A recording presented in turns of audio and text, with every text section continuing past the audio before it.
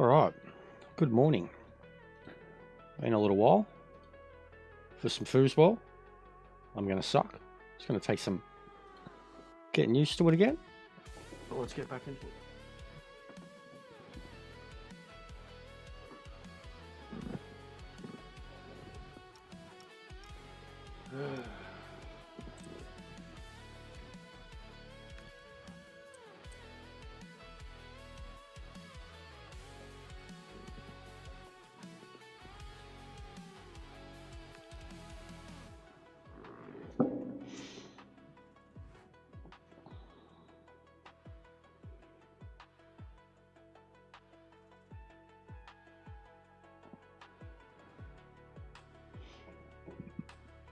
What's going on, Answer?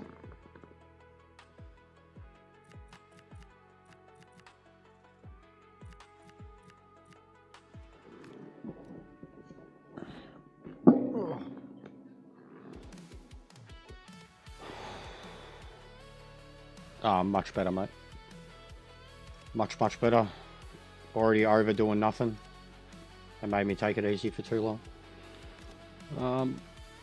Alright, and we are still in just in transfer period. Yeah, last game before the end of transfer period. Last flogging. Fucking Barca. What a game to come back to it.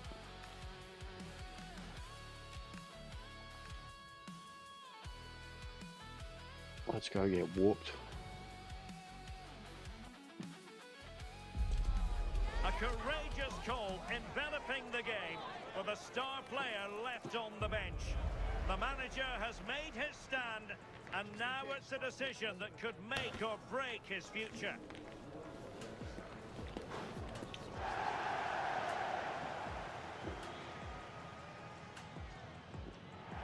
Well, the weather forecasters promised us an agreeable day for football, and that's exactly what we've got. I'm Derek Pitch Ray, looks and marvellous. beside me ready to provide tactical analysis is Sue Smith. And what we have coming up for you is action from La Liga EA Sports. It's Malaga versus Barcelona. Well, it's been a great start to the campaign as far as the hosts are concerned. 4 points on the board already, and I'm sure they'll be pleased with that. Unbeaten and some decent performances too. It is early on in the season, but I'm sure they'll take confidence from that.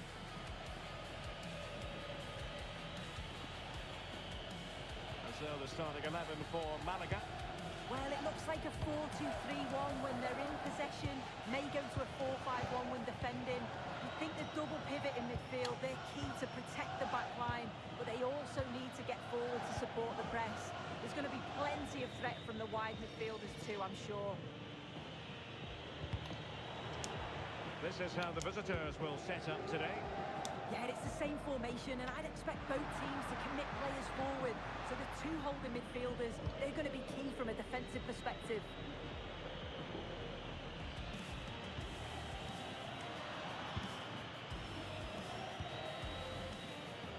Well, the manager has often found himself walking up a cul-de-sac in this fixture. Yeah, and I'm sure they'll have reflected on that last game and look to do things differently here. They need a big start, don't they? And he has options available. And still trying to get the shot off. Uh-oh. Can he deliver? An early goal. It is the ideal opening. What a joke. Well, we can see it again. And That's not fair. He shows great strength and Lunowski. balance to fend the defender off, and then he slots it home. It's a really good goal, that. And the ball is moving once more. How important will that opening goal prove to be? Varga. Oh, ref! Well defensively. Oh, Pedri.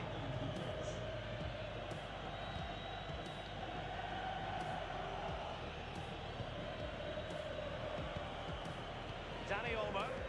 Promising move from Barcelona. ah, Can he score? They've only gone this team. 2 goals in quick succession. Now they have the lead, What a joke. Well, here's the replay, and he's done well to get his head up. They're gonna fucking destroy me. And the movement is Should have good to get simmed on the it. end of Worst game to come back to. Simple finish at the end.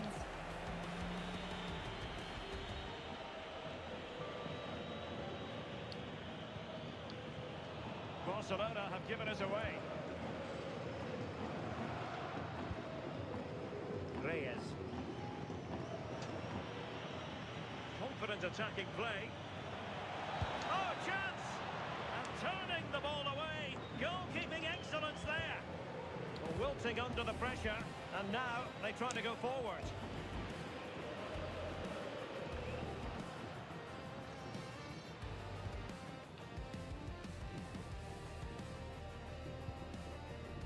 Varga.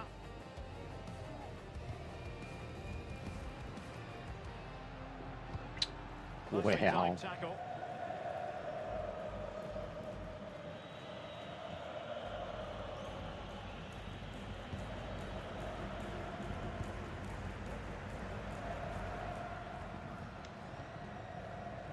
And the pass deftly cut out. Danger building. Pedri. This looks interesting. Oh, you. This is slaughter. This is slaughter. That's the second time they've scored like that now. So back with the action. Ay, ay, ay. Things to say that Barcelona appear to be out of sight. Kunde. What a joke. On to Pedri. That's useful play.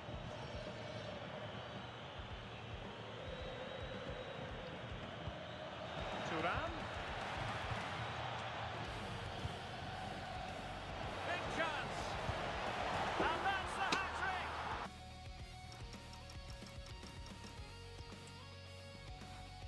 What a joke. See you later, Barcelona.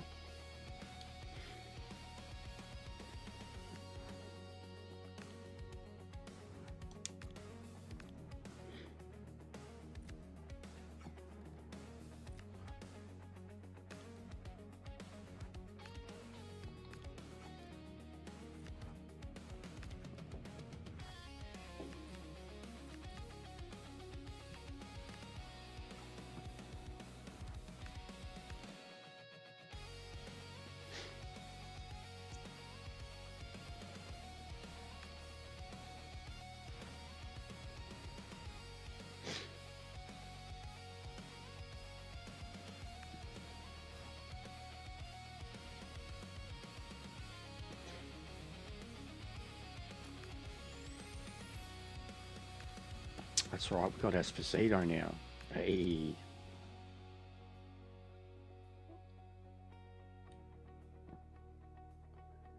I didn't have him for sale, did I?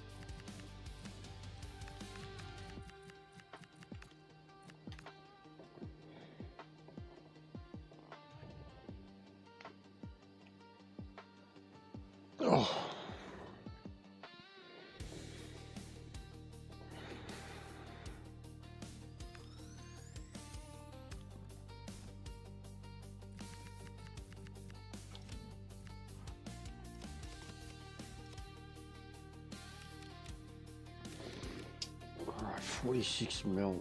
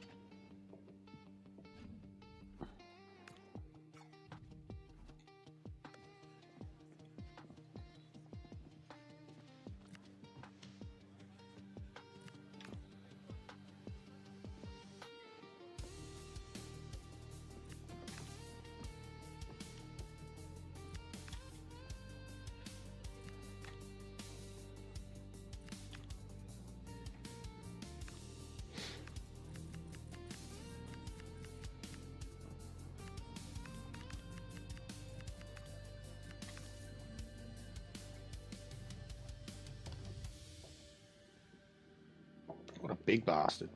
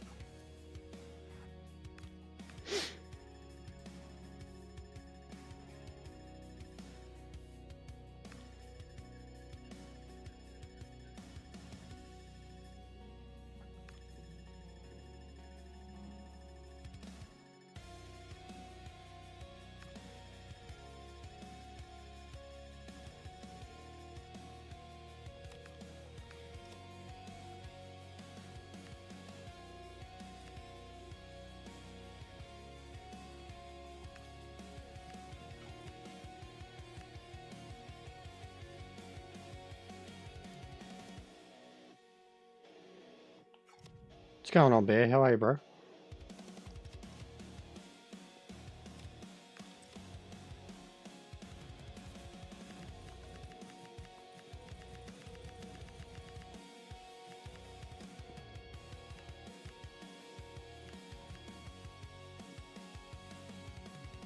No, I got to keep him.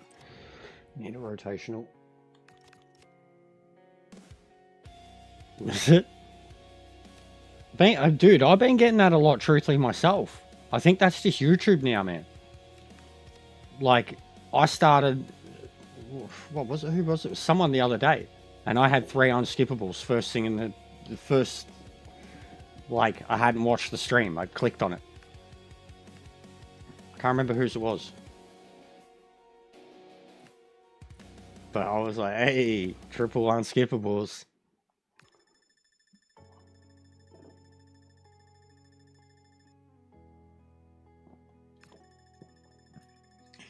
Yeah, I don't have an ad blocker. I haven't bothered. But I don't really watch much of it on my PC too. The VPN's on the PC. And yeah, I've been better for a while, bro. I should have been back at it. Just haven't been motivated. Been made to take breaks. $1 billion spent. Oof. Alright. So squad's locked in for the next 6 months.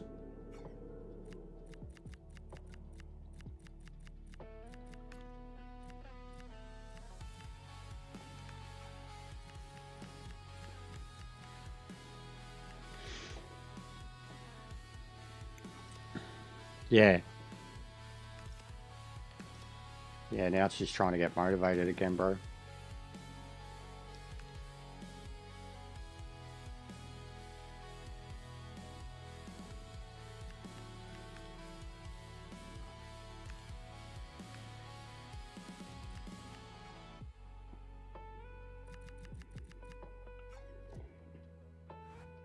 Yeah.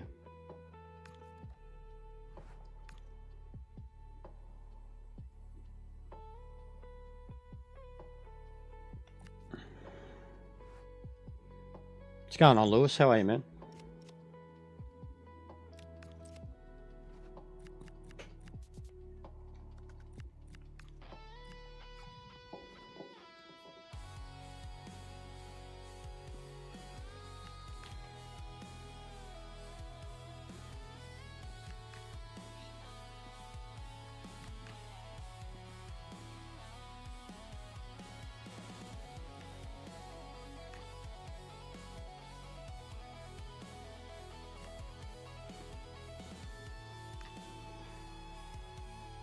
Yeah, I'm alright, man.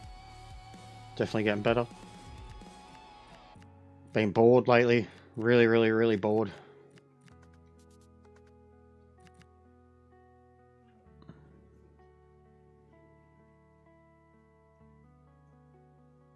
Yeah, and you're playing fucking COD, cunt.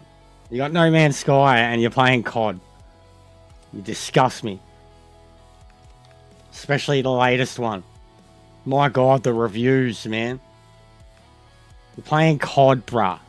You're playing COD. I'm done with it, Lewis. I'm done with it, basically. I'm actually 2 hours of gameplay away from the platinum. I just need to survive on Extreme Planets for another hour, basically. But I've got 1 trophy left to get the platinum. But I have barely touched it. I tried loading it up a couple times. I've done some shipbuilding. The only thing I've done is load it up and do shipbuilding.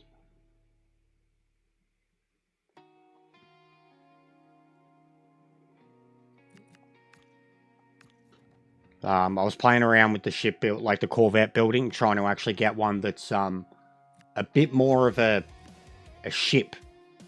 You know, something that does, like, that flies around well, rather than a big fucking flying fortress type thing. The actual, because like when you create the things, they get stats, and it's hard to know what you're creating based on the stats, but the size and the shape and everything comes into account. Yeah, I don't care, Bear. You don't have to. I'm giving you shit, bro. I hate COD. COD can fucking suck a dick so hard. Like, I don't care. I'm giving you shit, dude. I don't care for COD. I've never cared for COD. Anybody that knows me knows I hate COD. Like, I hate it. I think it's brain rot. Pure brain rot. Just giving you shit, mate. COD's the same old, same old, same old, same old, same old. For fucking a decade. Same thing.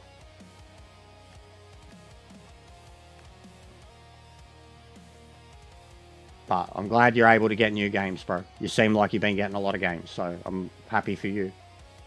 But it's not for me. It's like me. I'm about to get a new racing game. I'm going to be smashing it. Absolutely smashing it. There's going to be heaps of people who watch me play other shit. They're not going to care. But I'm not going to give a fuck, bro. Like, I'm not doing it for them. But COD's just brain rot. The latest one sounds like trash too. Just absolute trash. Cash grab trash. And then even I seen the skins, like, nah. Runner, like, yeah, nah. COD's a joke. But each to their own, dude. You're not the only person that I've upset when it comes to COD. I wouldn't play either. Straight up. I wouldn't play either. Probably Tetris. Tetris is better for your brain. But I wouldn't play either, dude. I would not pay for either.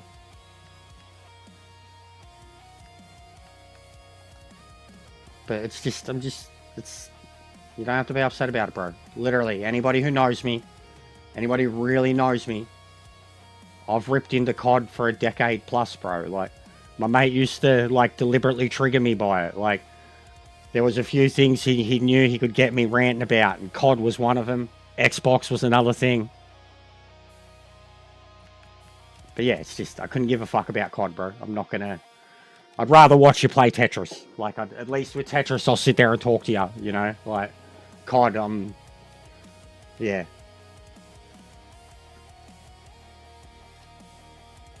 But I've heard horrible things about the new one, especially. Alright. So what are we doing? Who we got? The team's all locked in. I haven't looked into it, and as I was saying yesterday, it's because it's Steam. Like, it's not like it's something that's going to phase me anyway, because it's still PC gaming. But I know the Steam Deck was meant to be okay. Halo hasn't evolved much. Halo became a disappointing franchise. Like, but Halo was one of my favorites back in the day. Halo was definitely one of my favorites back in the day. And I am very interested in the Halo series on PlayStation when it comes out. Just because it'll be all of them. Like, what is it, 5 games? I only played really 3.5 of them. Haven't played one in a very, very, very long time. Fell in love with Destiny. Like, I got into Destiny hard because I wanted Halo on PlayStation. We didn't have that, so I was a big Destiny fan back in the day. I played Rocket League when it first came out, Mob, but I don't care for it anymore. It's been the same thing forever.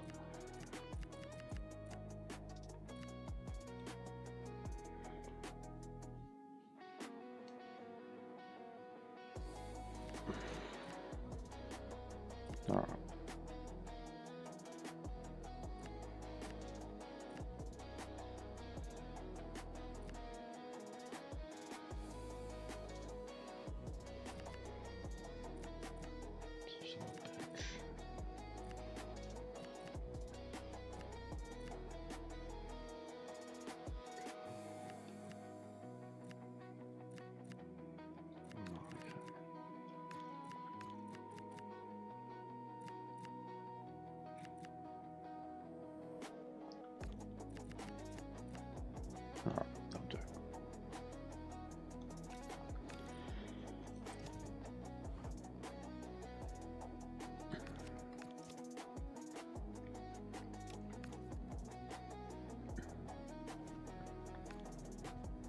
But yeah, like the new Battlefield, I'd have that hands down over the new COD. But even the hype for that seems to have died right down.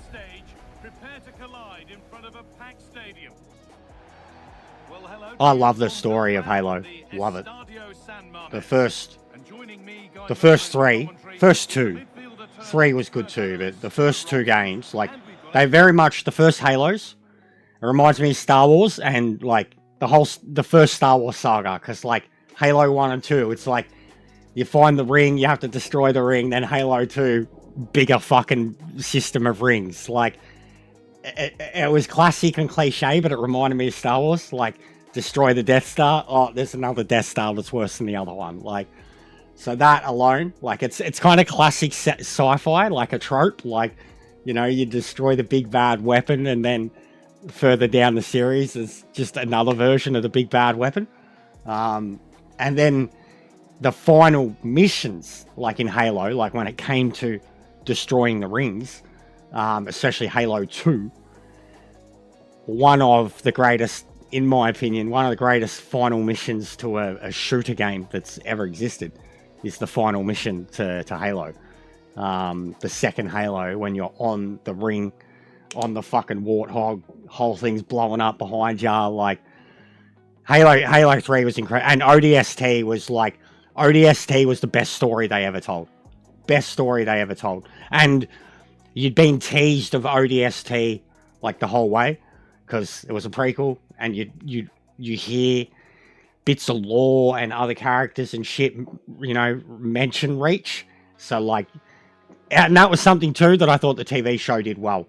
Knowing that Reach was going to be a thing, like, I was like, yes, like, so all that shit, like, the fact that that's coming out on PS5 and we're going to get to replay it all, 100% hands down, I want it. So it's like, hey, all the Halos, and then up to, what are they up to now? Like an online live service Halo.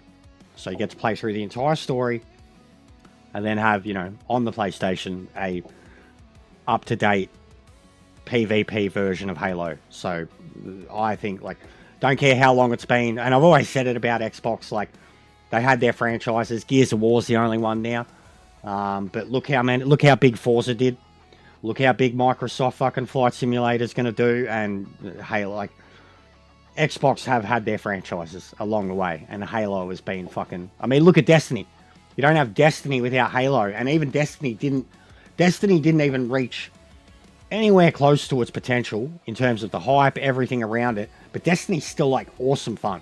Destiny is, like, if you like COD, if you like Halo, you're gonna like Destiny. Like, it's just that, the action, the gunplay in Destiny is, like, it's almost perfect for just that type of hyper sci-fi shooter, and without Halo you don't have any of it. So for a time I loved Bungie, loved 434, yeah, Spark Studios, whatever they were.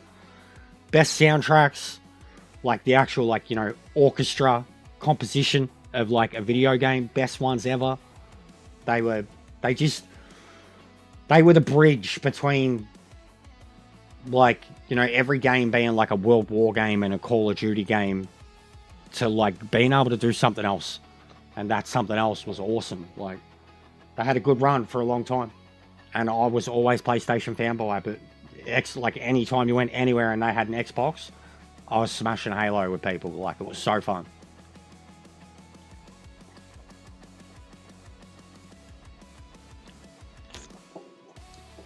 But having the OG Xbox and Halo 1 and 2 when I was like 20, playing that legendary mode with a lot of my mates, best fun ever.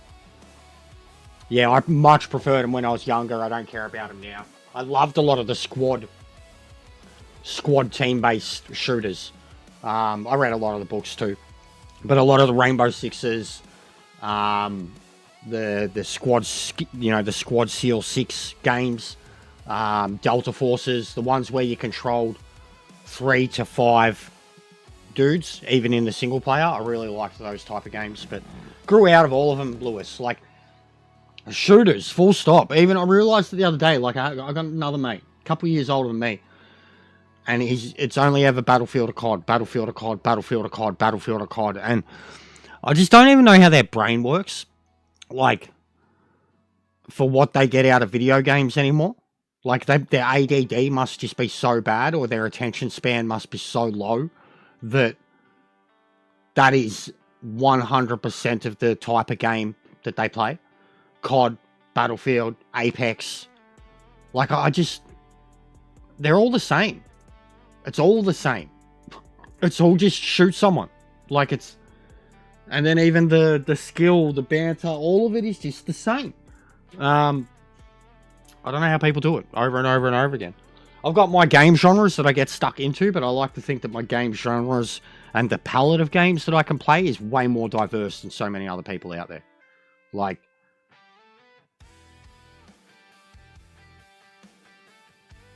yeah, same. I've come and gone from them, but Battlefield's, yeah, like the only ones that still draw me in because of how much variety there is to what you can do in them. Anyways, back in a sec.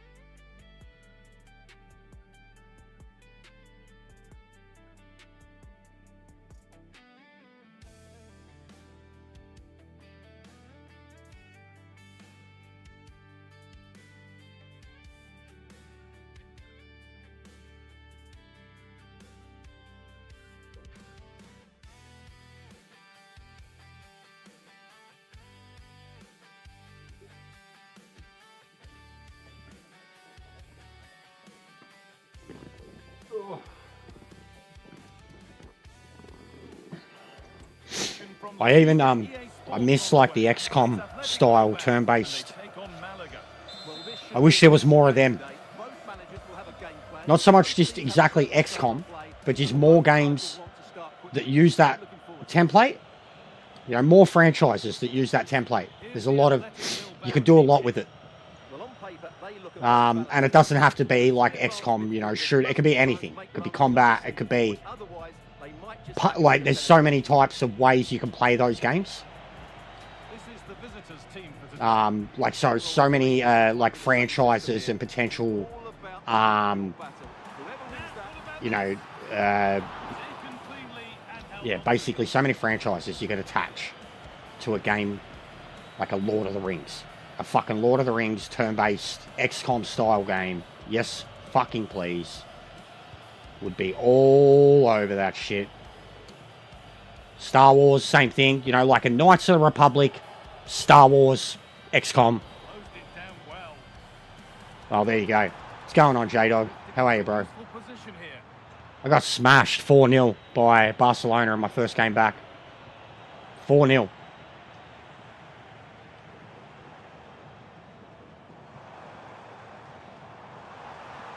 Gonna take some getting used to again, guys. That's not fair. Terrific bit of blocking. Well, you can't underestimate a block like that. Oh, that's really well cut out. We need more Game of Thrones stuff for sure, outright.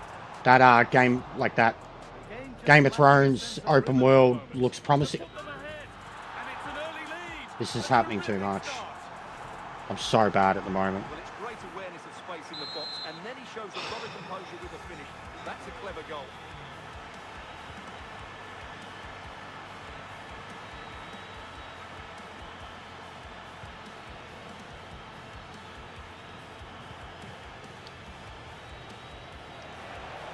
Oh, good defending, just when it was looking threatening.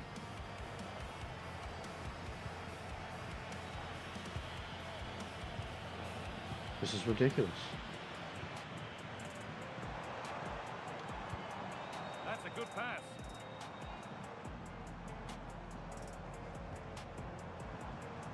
Could get it over now. The forward progress continues. Oh, come. Here we go. Well, he's got two now. This is ridiculous. Like, I can't play at the moment. Fuck me. Basque Country. We're in Bilbao at the Estadio San Mamés. Game got way harder while I was away. And I'm joined by the ever-knowledgeable Stuart Robson. And we've got La Liga EA Sports action coming right up. It's Athletic Bilbao, and they take on Malaga. La Liga, top Spanish league. Legendary. Still, like, bro, I was in a world of trouble last time I was playing, but I was on the ball, you know, like I was playing. I literally haven't even had a shot, man. Haven't even had a shot. Hold the ball for a possession or two and then they get it back. It's boys against men at the moment. Here's how Malaga line up. Well, they're matching up here, so midfield domination will be key to winning this game. If they can manage that, it will then allow their fullbacks to join their attacking play.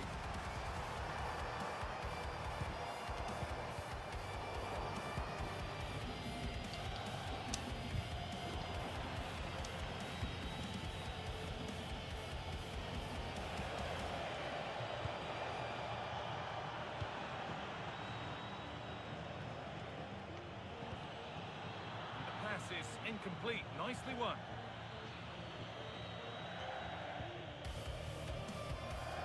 Berenguer. Yeah, it's just been ages since I played it. Forgotten all the skills, basics. I'm watching the person with the ball, not the build-up. Sanchez. Going up through the gears now.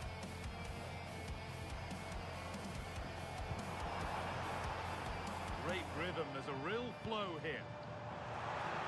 It's the same thing. They're just getting the ball and in the box, they're just controlling it so easily.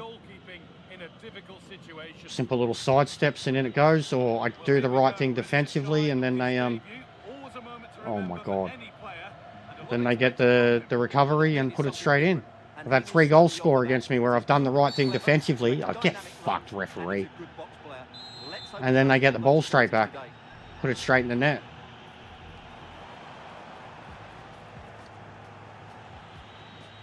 I can't even get the ball. It's literally boys against men. It's a 3-star side versus 5-star sides. Every game. Well, they made some good decisions there. Come on, Esposito. This could be. It's a decent stop by the goalkeeper.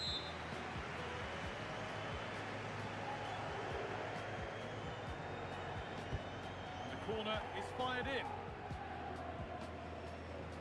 Well, that was looking good, but nothing to come from it.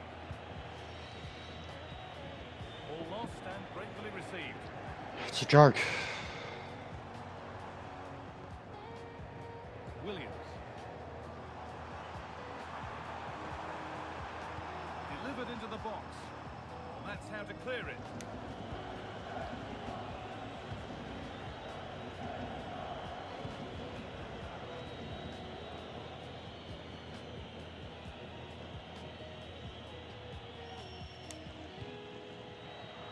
Intercepted. Great reading of the game.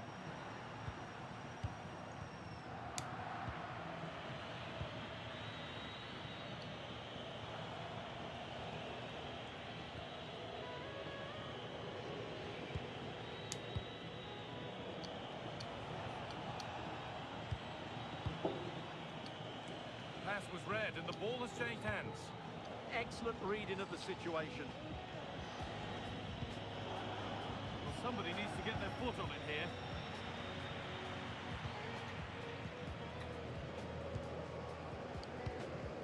Sanchez. Fantastic looking ball. Ball one, well read.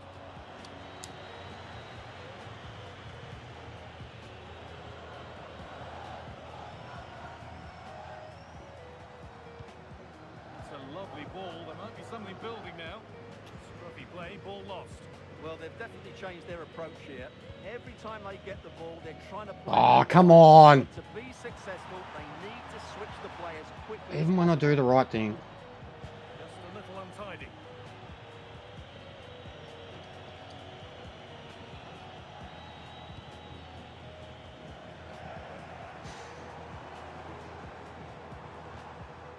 Nicely sets it up. It's good, strong play. Berenguer. Plenty of room here. Patient build-up as they look. This is a joke, man. None of my players will do anything, and then every time I go at them, they just draw me away. And the goalkeeper has got it and will hold on. Well, no wonder he's relieved. That was so close, inches away from a very good goal. That's a good pass. Oh, fuck off, referee. Full stop. Offside.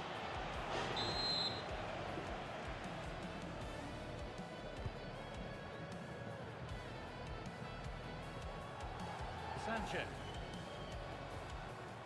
Kleindienst. Not going gung-ho for goal, not yet anyway. What a chance! Holds it steady, no worries there. There's the benefit of working to win the ball.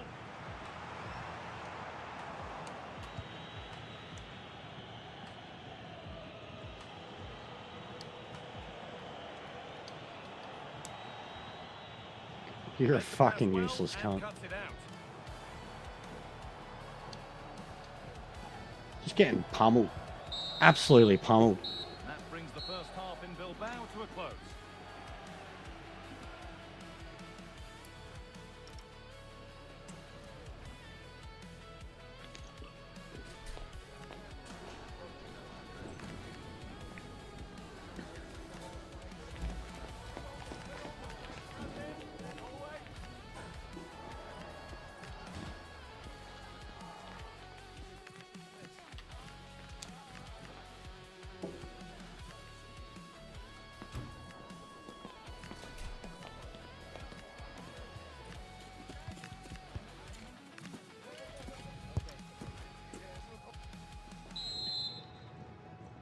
Back to it then, the second half begins.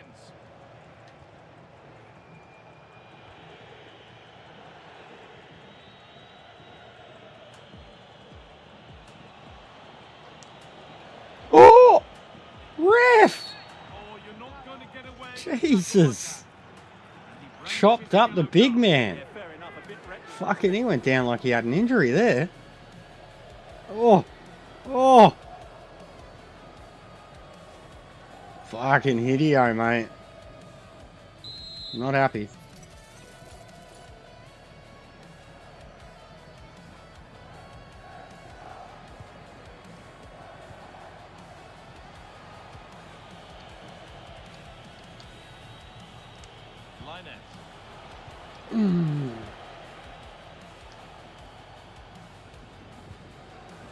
Berenguer. Sanchez.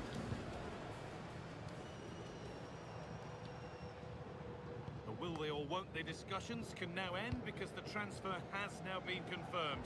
Exciting times.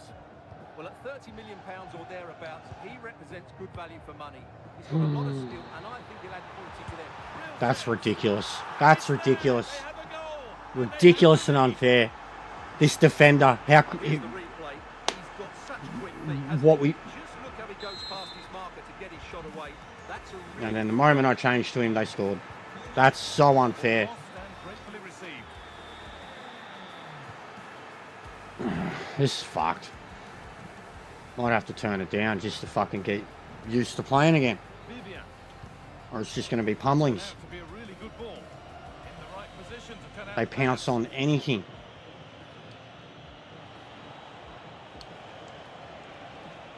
setting up the chance.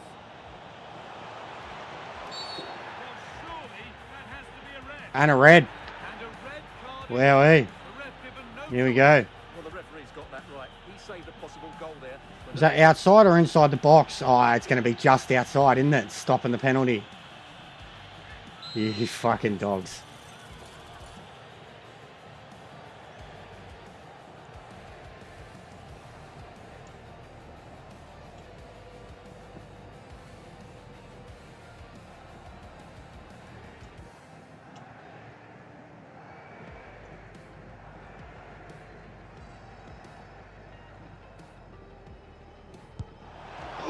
saved, and it's been held on to That's fucking ripped off.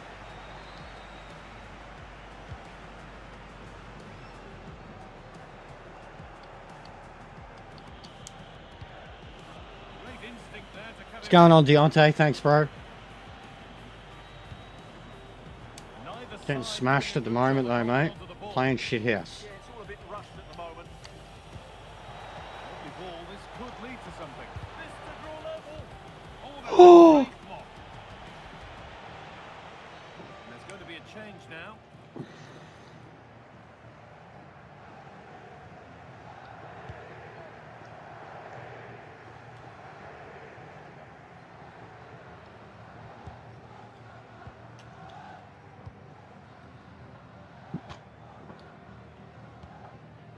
Sanchez. There's a Come nice on, passing bro. rhythm to the play. Oh, what a chance! And that is how to stop a goal.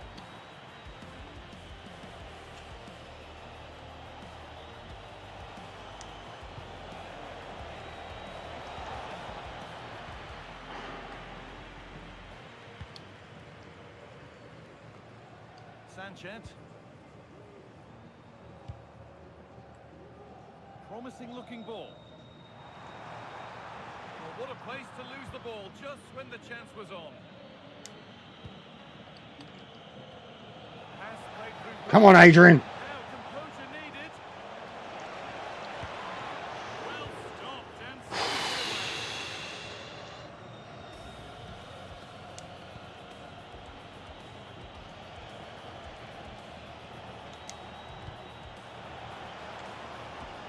Good cross into the middle. Only half the job done there.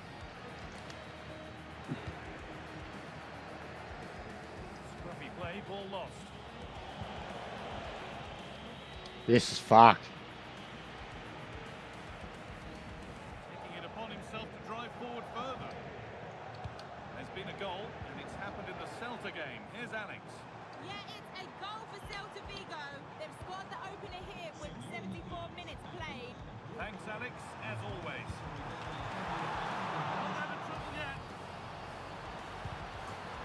Corner to Fucking hell, man. I can't believe this. It's been too long. I've got no subs. We're fucked. opportunity to extend this lead. Making a change here. It's a short corner. Really good pass. And that's easy. A cross never really likely to cause a problem.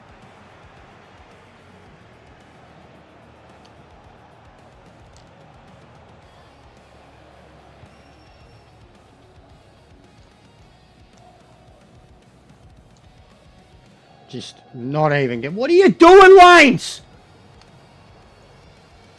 Fucking cockhead. That's a good ball. Cannot believe that. That is ridiculous AI. Fucking 80th minute and a player's sitting there having a fucking cry because he didn't get a ball. Moving it quickly and moving forward. And it's held on to comfortably.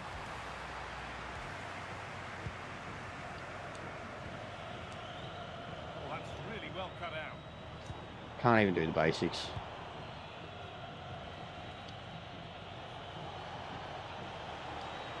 Good move that needs some end product now.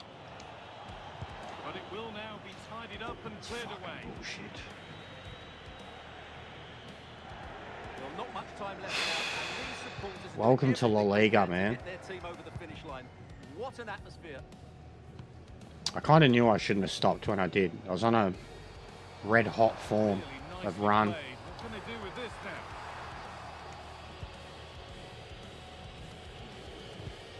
It's ridiculous. Well, under no real pressure, but unable to keep it in play. Substitution coming up.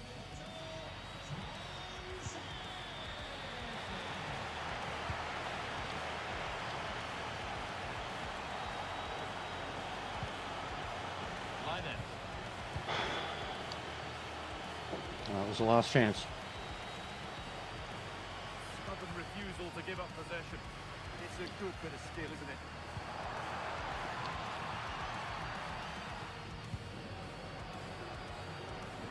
Galarreta.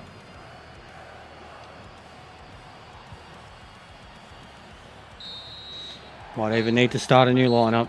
This is a joke. We can't score. We can't even have a shot. Like, they've got this formation just fucking absolutely pummeled into the ground. We can't even have a shot. Not one shot.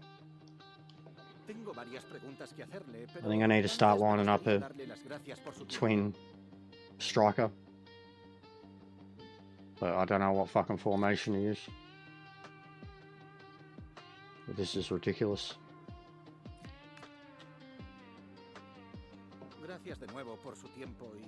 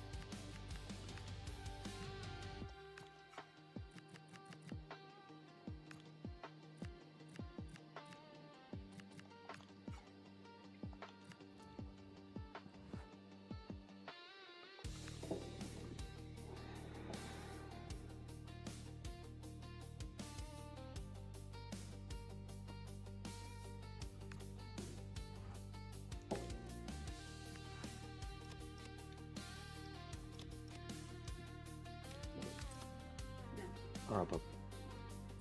Right, can I get anyone into the team? Or should I? What's the best potential?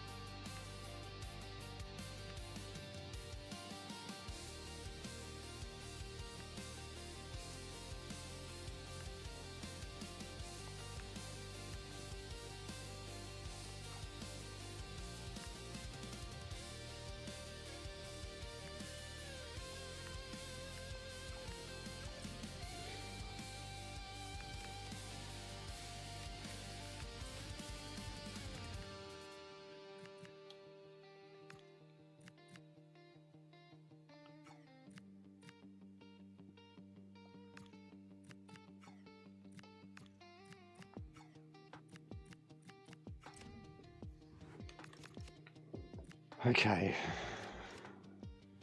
What can we do? Because we only have... Let's do T4. What's that look like?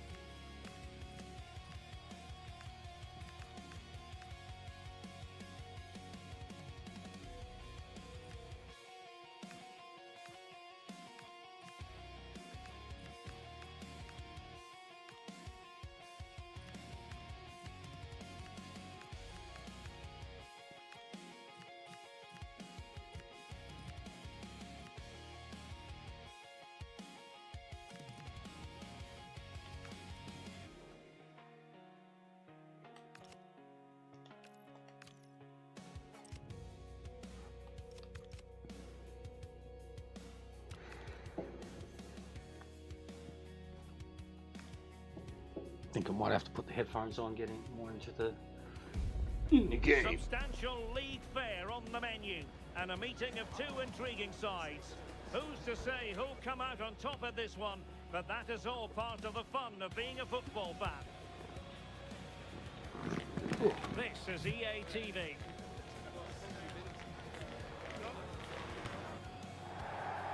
And good evening on what is a perfect night for football. The floodlights shining down on the players as we speak. My name is Derek Ray, and sitting next to me, ready to provide all the tactical and technical analysis, is the former England attacker, Sue Smith. I'm looking forward to bringing you action from the Spanish top flight, La Liga. It's Malaga, and they take on Levante. It's great to be here. I think it's going to be a really good game today. Both teams will be well up for it, so hopefully we're in for a treat.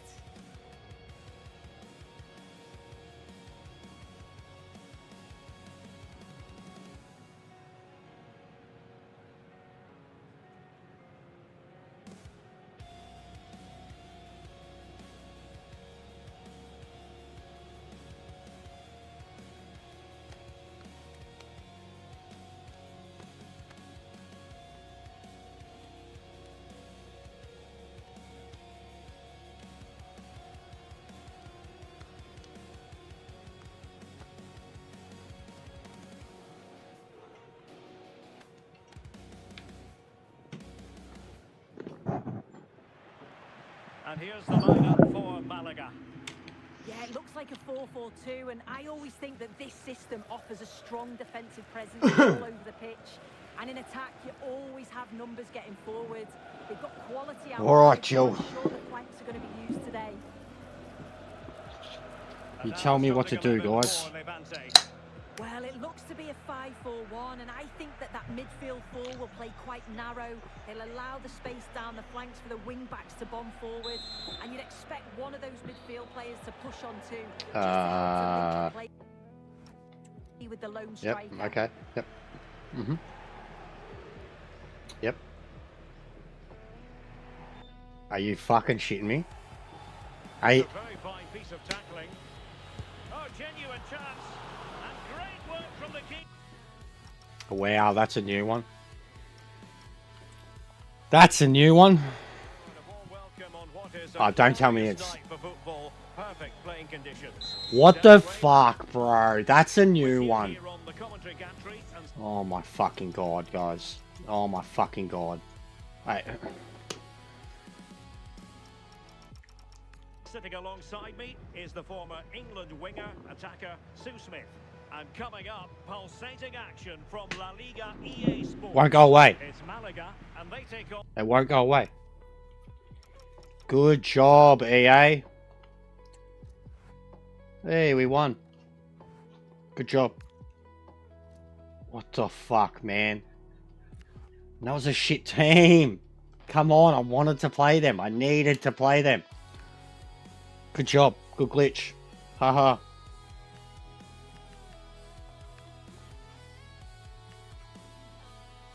What a joke.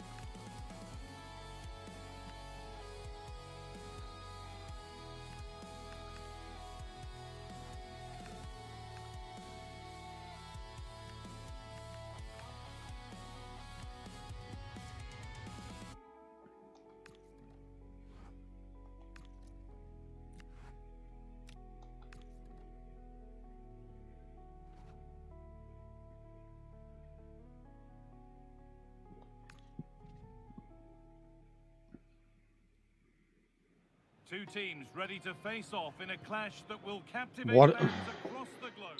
Hello, and thanks for joining us live here on And that's still showing me Levante, guys. I've got a full glitch with my game now.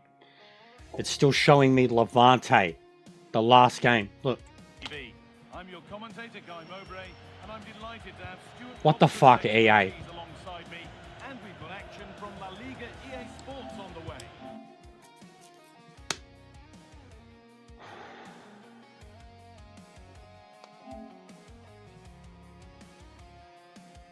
With the starting lineup stuck on the screen. Like in gameplay with the starting lineup just plastered on screen. 2 games in a row. The same starting lineup against a different team.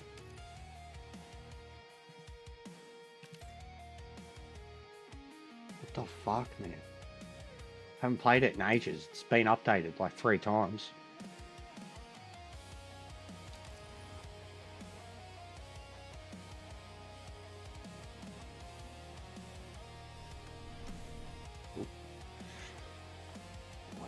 So that's why. Fuck off. We don't care.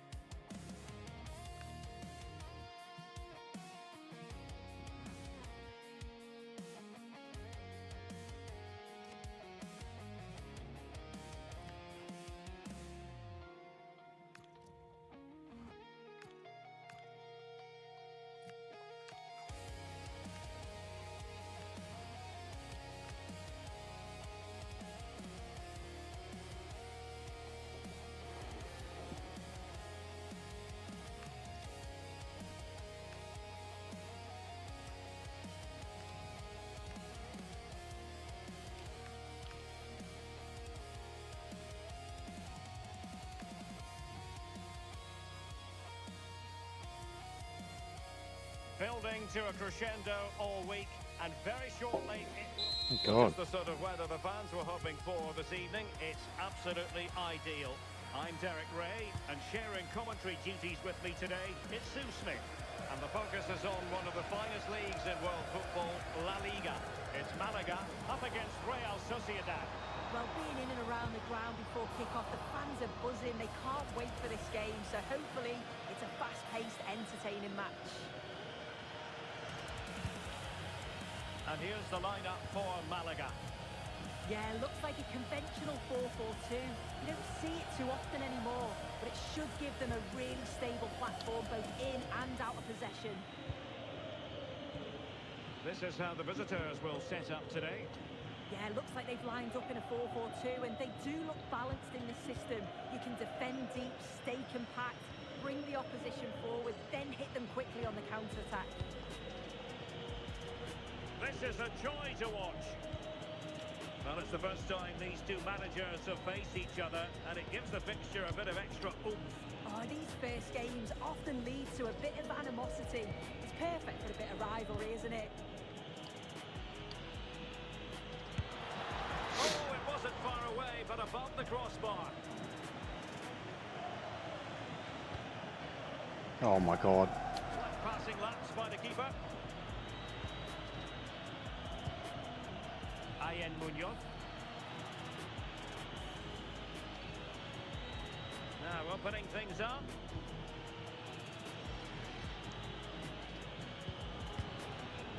Munoz.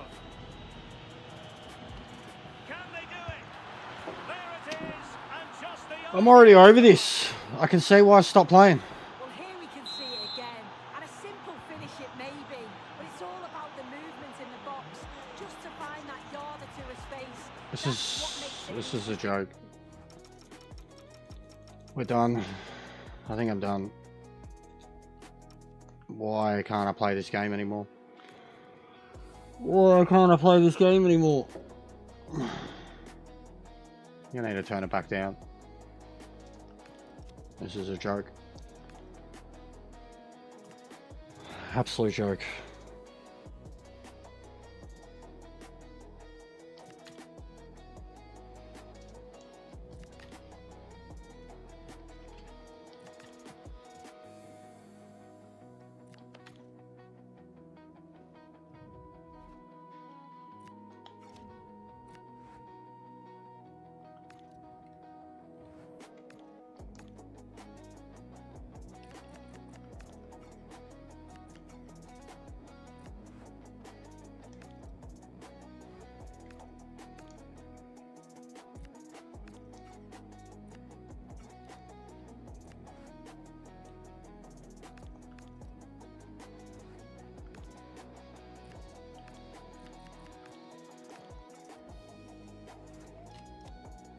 But yeah, twin strikers, that ain't gonna work.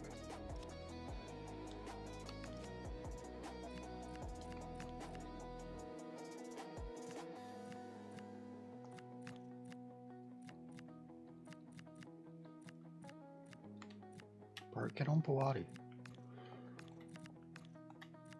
Oh my fucking god.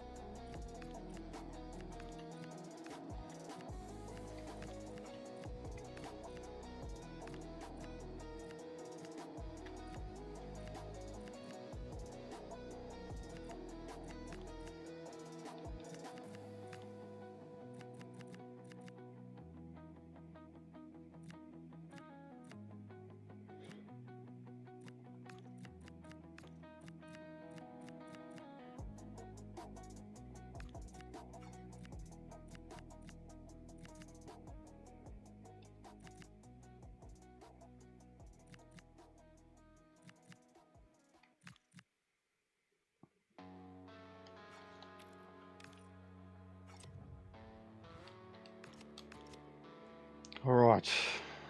Yeah, fuck it. I'm turned down. I'm sick of this. I need to get used to it again.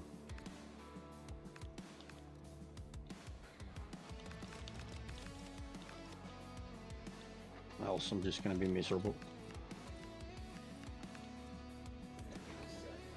Bienvenidos a la rueda de prensa. En breve comenzaremos con las preguntas. Kojima's is going to lose his shit, mate. Also, that fucking game with the red card right outside the box, stopping the penalty, and then the free kick getting saved. It's, oh, that's painful.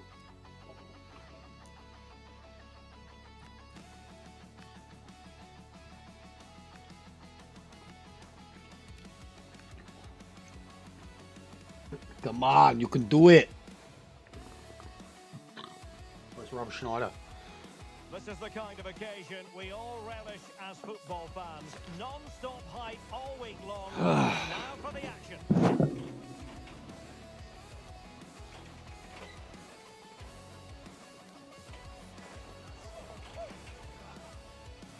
Well, I must say, it's always a pleasure to be at this fantastic venue, the Metropolitano, in the Spanish capital, Madrid. Derek Ray here in the commentary position, joined for analysis by Sue Smith. And looking forward to bringing you action from the Spanish top flight, La Liga. It's Atletico Madrid versus Malaga. I'm anticipating a good match today. It's important they get off to a good start, play their way into the game, be confident on the ball, and hopefully we won't be disappointed.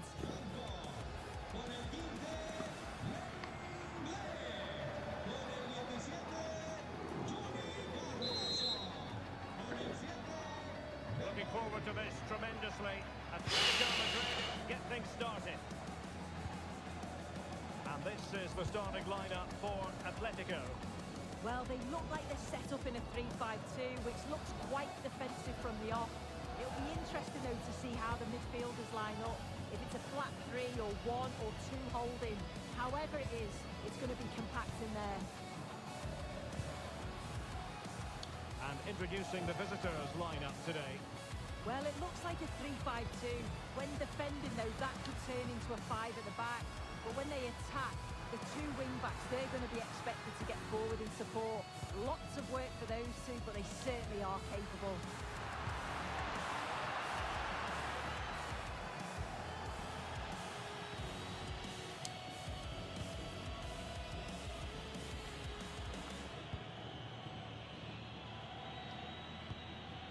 So for Malaga, disappointment last time out. They lost in the game against Real Sociedad. How do you see them faring in this one? Yeah, not at their best, losing 2-0 in front of their own fans. In terms of today, they need to make sure that they're all on it from the very start. This is another real challenging game. I think they're going to struggle. Trying to tee it up. Could be a chance. And much to his disappointment, couldn't direct it on target. Well, they should have taken the lead there, and what a good start that would have been. Oh, come. Oh, very effective. And an injury. Get fucked this game. What is it doing to me right now? Fucking red cards, no penalties. Fucking breaking legs, no. Fuck off, man. Fuck off. Starting to feel DDA. Wouldn't be surprised if they slipped it back in because fucking no one gives a shit about career. People only play foot, so it wouldn't surprise me at all if a couple of updates later they've slipped it back in. Both teams will be well up for it, so hopefully we're in for a treat.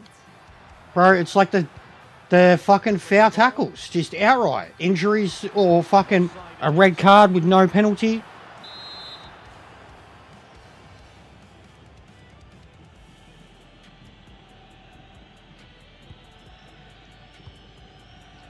Esposito, careless in possession.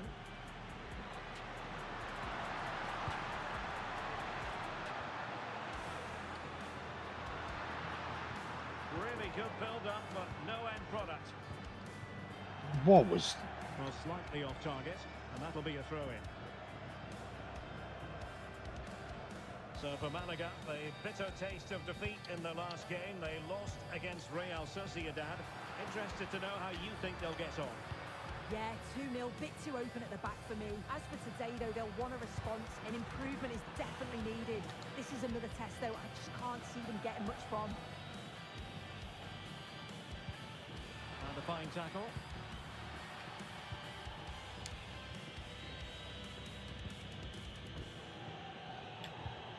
Israel Reyes. Well, you never quite know who's going to emerge from the shadows and become a match winner, but this man might be a decent shout. What are you expecting to see from him? Well, he's certainly waved in with quite a few goals this season, hasn't he? It's going to be so important that they keep him quiet. Oh, look at this! Thank God. And a high degree of difficulty there for the keeper. Yeah, his reaction speed was outstanding, and stop one looked like a certain goal. A really good pass. Well, so close to seeing an early goal there. If not for the keeper, they would have been ahead. Great save, though, you have to say. Well, in possession now and looking to create something of their own. And the cross into the middle. Goes through for the goal kick.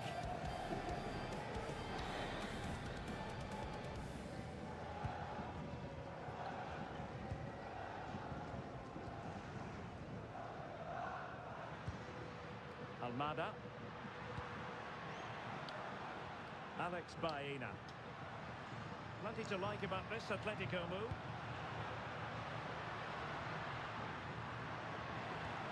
Now what can they do from here?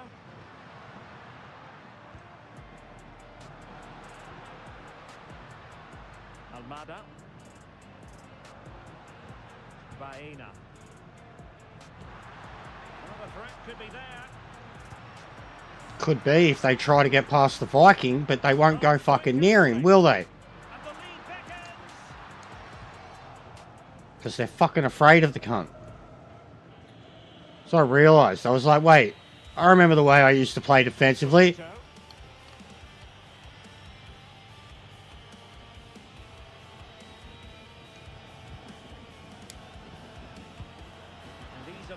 intercepted.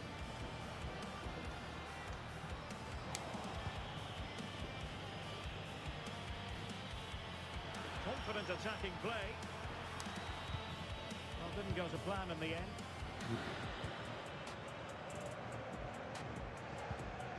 Alvarez.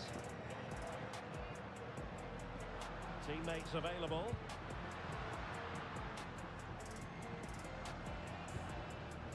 Rodrigo de Paul.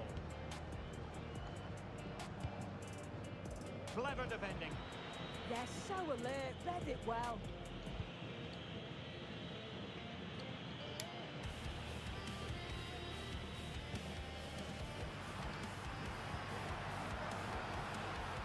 Alexander Sørloth.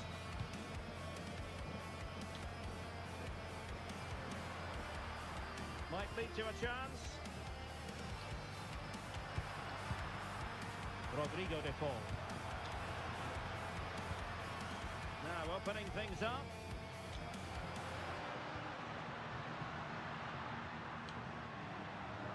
Oh, danger here. Can he put them in front? Well, I'll tell you what, he didn't miss by an awful lot.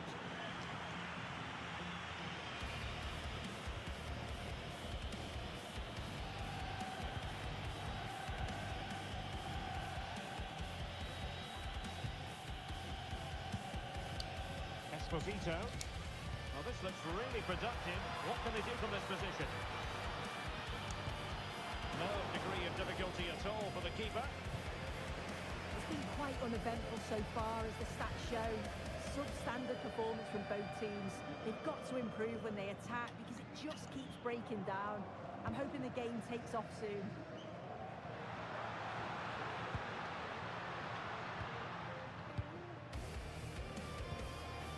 Well, they keep the ball moving. Yeah, looking really sharp, aren't they? Very effective pass.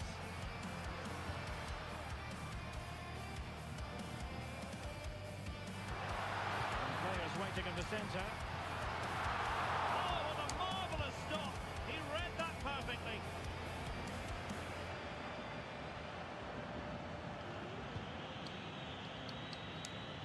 A very good tackle. Baena. Rodrigo de Paul. And now this is This is ridiculous. It's just keeping's off. This is looking threatening. Alvarez. Oh, this is fucked. Now they have the My team is so bad. Like, against any of these middle or higher La Liga teams, which is over half the fucking league, my team is just poo. We smash through La Liga 2 against teams that are the same average rating, and then get here and every single fucking team is just that much better than us. Like the basics. They just run around us like we're not even there. And I'm like a mid-70 rated team. Have they got Raya? Bro, that makes sense. That was David Raya. They got fucking Raya.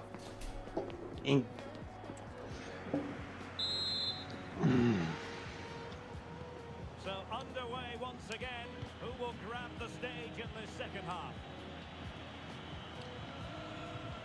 And with that, They do too. They got David Raya in goals. Yeah, the position it was Wow. on there, wasn't You it? dogs.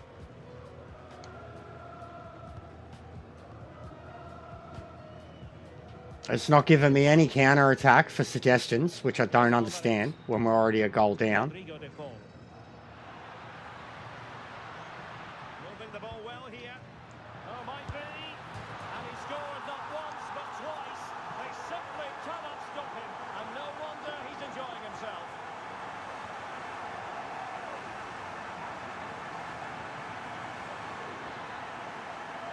Wow. Well, here's the replay, and he's aimed for the corner. It's a decent strike. Gets his look in off the post, and he's off celebrating. Wow. La Liga.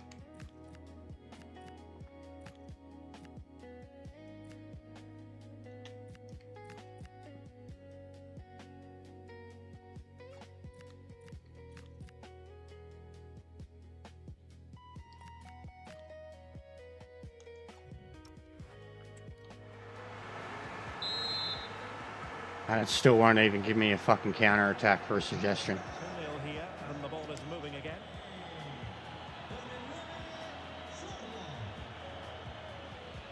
Very quick thinking there. Alvarez. Get my ass kicked, bro. Almada. No matter what I do. Surlot. They're scoring miracle wonder goals Baena. outside the box, bouncing off the Paul. goalpost. Oh, genuine. And they have the Arsenal goalkeeper. Oh, they're not out of trouble. And the move breaks down. Well, what's the referee going to do now? So the verdict is caution. Yeah, it's a clear foul. The ref had no choice, did he?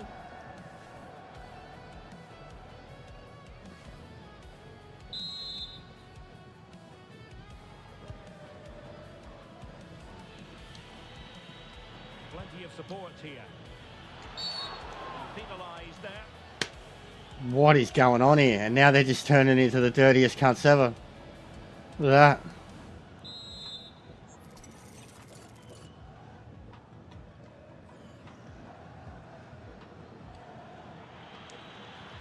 Runs it nicely. And a goal it is.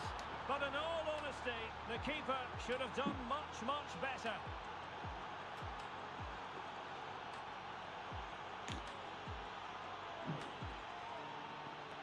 Cop that, cunts. Well, looking at it again, the goalkeeper will be so disappointed with this. It's a straightforward save. You have to try and get it away from the oncoming strikers, or they'll punish you, and that's exactly what they did. So back underway. Intriguing contest this, given the 2-1 scoreline. Hansko. Pass, and justifiably so. Yeah, certainly getting those possession stats up. Decent looking pass.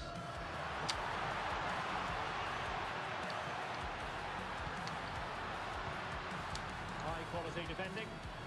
Well, it does look like they've changed tactics a bit here. You can see the wide players really stretching the play. They're looking to exploit any gaps left in that defensive line. And it is key that they move the ball quickly, and I'm sure it'll create chances. Well, doesn't have to do it on his own. Oh, good vision there. Can he put it away? Keeper getting the touch. Well, it comes to nothing in the end. But I'll tell you what, we're excited about this game already. Live coverage, as always, on EA TV. It's Atletico facing Manchester United. Yeah, it's one I'm looking forward to. Always a great atmosphere. Oh, hang on, Sue. It's a chance. Oh, that's textbook goalkeeping. Oh my god.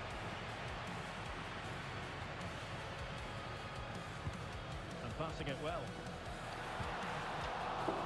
Atletico pushing to add.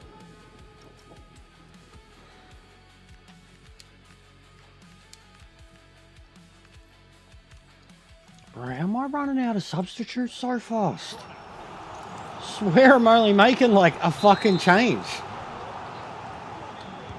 And there's the delivery. Well, it looks like a change in strategy here. This is a joke. How physical. Pretty clear. Real chance. And a goal it is. Such a big moment for Atletico Madrid. That's a joke. They're on course for success. That's a joke. That's a joke.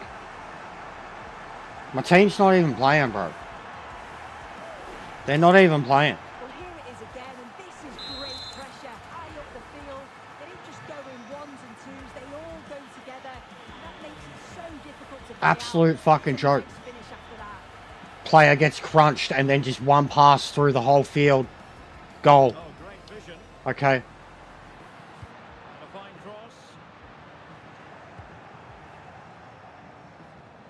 Atletico regaining possession. It's a corner. He's been influential today, but the manager decides to make a personnel switch at this point. Will the cross work out for them? Well, when it left the boot, I thought it might have a chance of pulling the keeper, but it didn't. Pumas.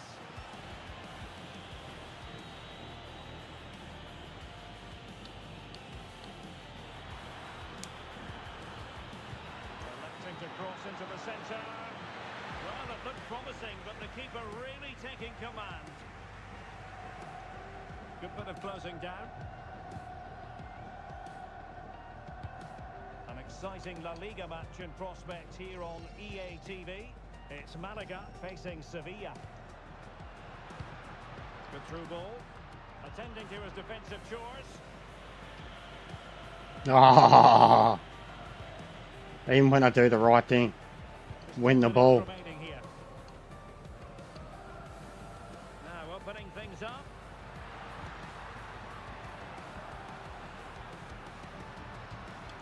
Well, they know how to pass the ball and at pace. Opportunity to deliver the cross. Oh, really good header. Really fine goalkeeping. Atletico's corner.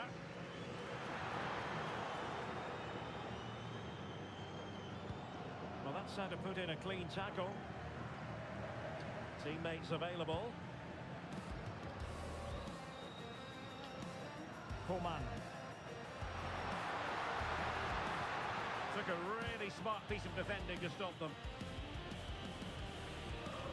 You just coming through. I believe there's been a goal at the Estadio de Vallecas. Alex Scott.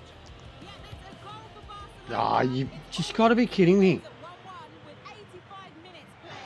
Thanks as always, Alex. Uh-huh. The high Yeah. press was on, and that's a fantastic. Even when I do the right thing.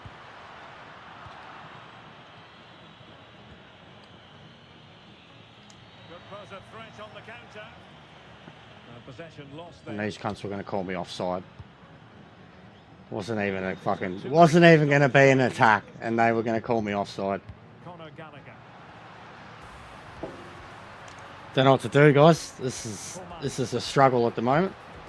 Rodrigo de Paul. Our side's locked in. There's nothing we can do. I literally just got to take the pain. And that will be all for this We're not good game. enough. Defeat for the visitors. That's the big story. Just got to take the pain. Whole season of get punished. Is it the game? No, it's. I haven't played for ages, but I'm getting smashed, man. It does feel like it's gotten harder. But it's just the La Liga too. It's the step up, bro. Like, I was only in the preseason. I'd only played a shitty side and a shitty side, and they'd been hard games. Then I played Barcelona, and they smashed the shit out of me. And then every game since, it's been like I shouldn't have stopped playing before the Barcelona game. Basically, coming back to that, getting a fucking 4-0 ass whooping, and then since there, I've struggled to even fucking do a thing.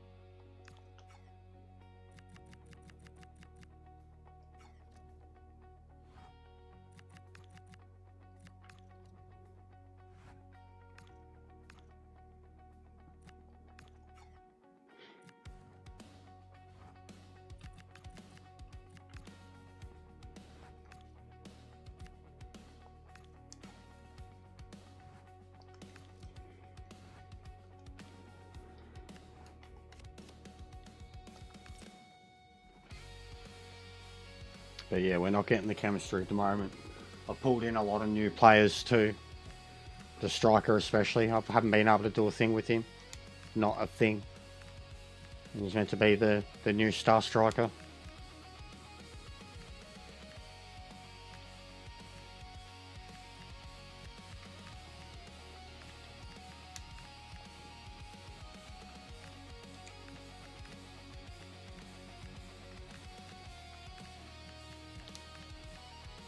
I haven't been doing rotation at all either.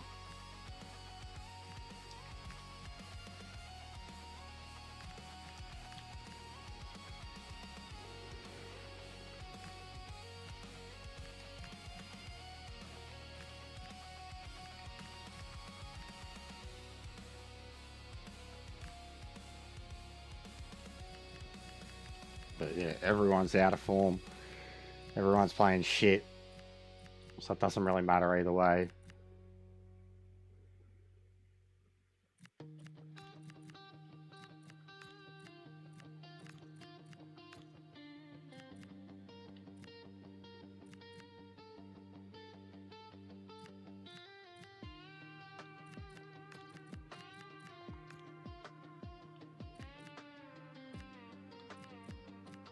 But I've got to get more physical. I'm getting bodied a lot. And they're starting to play fucking dirty on me now and get away with it, so I need to get more physical.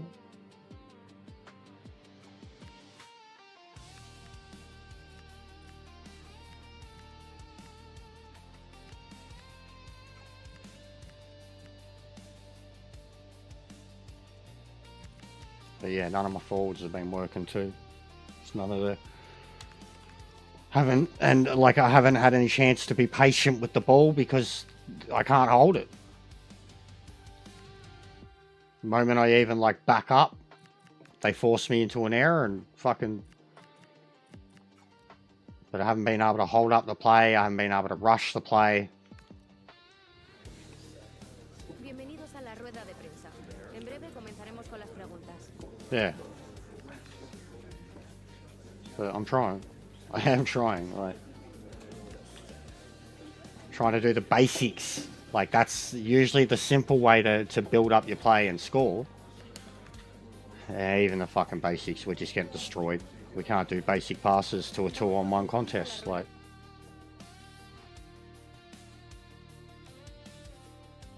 Yeah, just got to re-find it. It's been a while. Always happens with this game. If I used to be even take a couple of days off of it. And it used to just be punishing, let alone a few weeks. Probably haven't played for 2.5, 3 weeks. And now it's a decision that could make or break his future.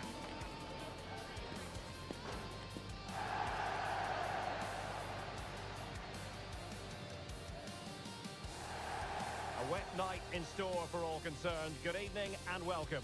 I'm Derek Ray, and my commentary partner, as always, is Stuart Robson. I'm looking forward to bringing you action from the Spanish top flight, La Liga. It's Malaga taking on Sevilla. This should be a good game. Great atmosphere inside the stadium. We've got two teams full of quality, some interesting matchups, and two coaches that want to play an attractive brand of football. What more could you ask for?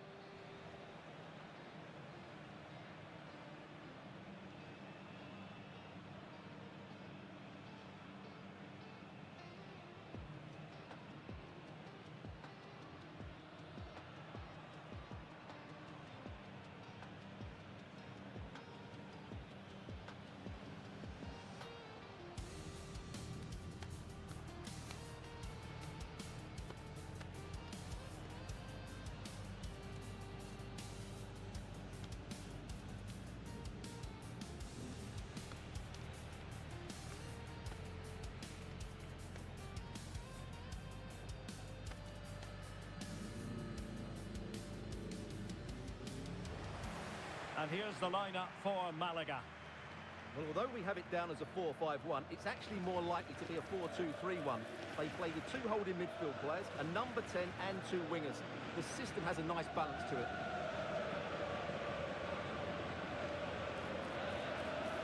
And this is how Sevilla will line up. Well, they're matching up here, so midfield domination will be key. So since I got sick, if they can manage that, it will then been a bit more buzzed than normal. Like, feeling out of it with the smoke. Just haven't been able to kind of full get my bearings back.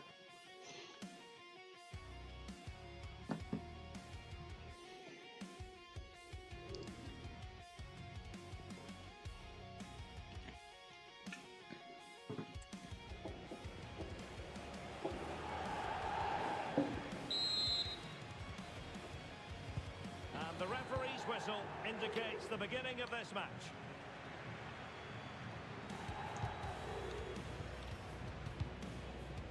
Johan Vasquez. Echuke.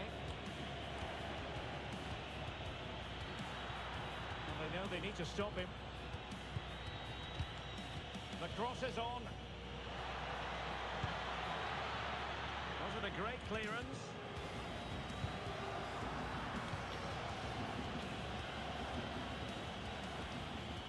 Pedrosa. Teammates in the middle. Not troubling the keeper.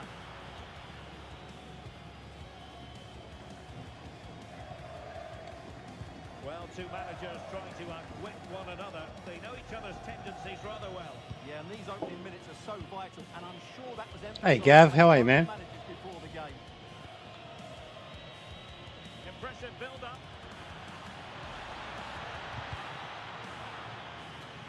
That'll be a Sevilla throw. How have you been, mate?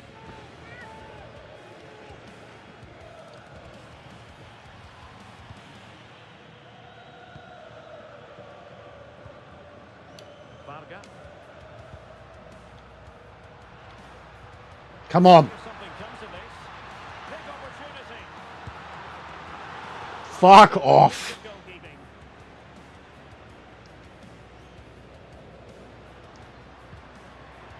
Come on, man. That was so ripped off. I don't know how that's not in. It's been well nigh impossible to escape all the news stories surrounding him ahead of the game, playing against his old club, and I wonder what's going to I'm alright, mate. I'm getting better. Frustrated with this. I've been playing like absolute poo, man. And it's hard to get it back. Lost like 3 straight games. Here's Mia. Smallbone. Scored 2 goals in 3 games. One slick pass after another. Well, when they pass it like this, they're not easy to play against, that's for sure. Can they set up a chance? Real chance. And holds onto it confidently. You fucking dildo. Take the lead here. Oh, he's been denied. And they remain locked together. Well, that's a good save, but really he should have scored from there. That's a big chance. Perfect tackle.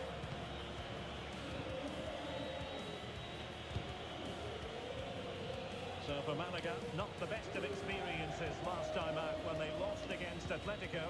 How might this one go, Stuart? I think the 3-1 scoreline was a fair reflection of the game. Today they need a reaction, and I think we'll see one. If they start the game on the front foot and score an early goal, they could win this comfortably.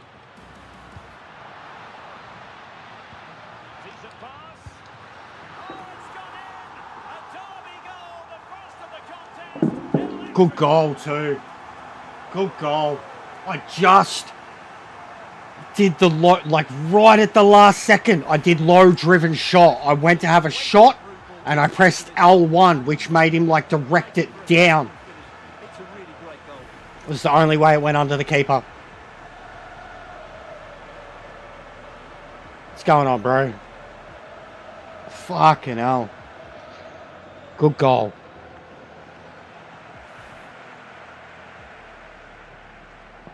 So Malaga and Sevilla is a derby.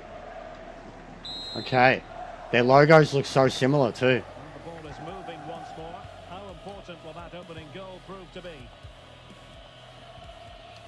Fucking hell, mate. Here's Jordan. Agume. Pedrosa. What's going on, Andres? Lucia Agume. Vasquez. Here's Jordan. Oh, nice, Sparrow. What can they produce on the flank? It is to be a throw-in. Just lost his focus. Throw-in here. 1:16 p.m, mate.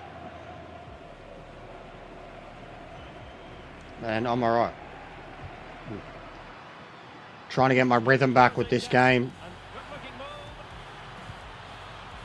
move. Oh, I could save. His be useful to them. Who's going to get on the end of it? Nothing to show for that attack.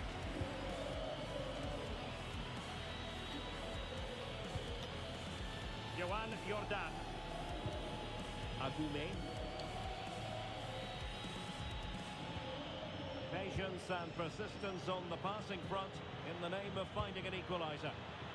Well, that is simply a gift for any keeper.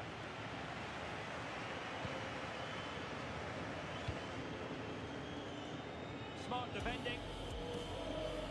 Not giving it away. He wasn't going to lose that one, was he? Lucien Agume. Joan Jordan.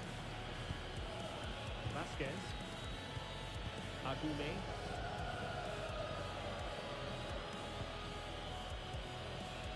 Chidera Ejuke. That Carlos Spar, Lucien Agume. that fucking LM, Rather than trying to dominate mate. possession, they're going to sit that little bit Gran back Turismo and look to wishes. counter-attack when they win the ball back.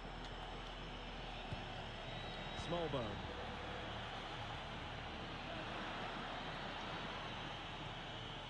Very quick thinking there.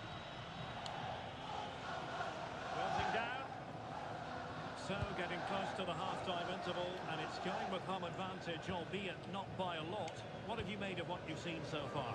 Well, I think they've been the better side in this first half. They've defended Oh. well, they've looked dangerous in attack, and they've controlled the midfield. It's been a solid performance so far. It's crazy though, dude. Like, we don't even have one, not one, of those modern cars on Gran Turismo, and we're getting the whole field. The whole fucking field. We don't even have one on Gran Turismo. The most recent one we have is the 2020 model, and only one of them, the Toyota. But fucking hell, mate. Like, all, there's like, fucking, it's probably the biggest group.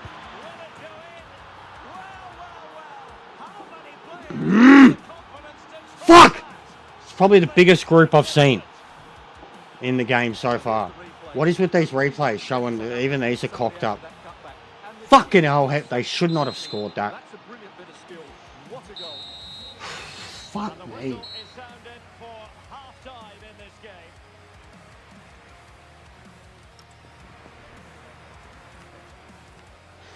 Fuck!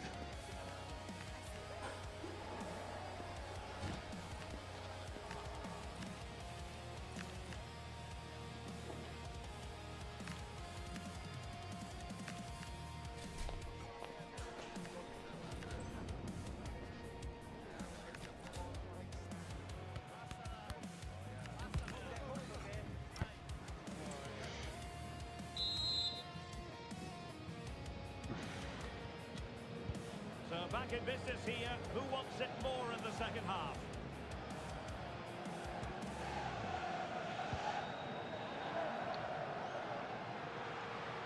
Now looking dangerous here.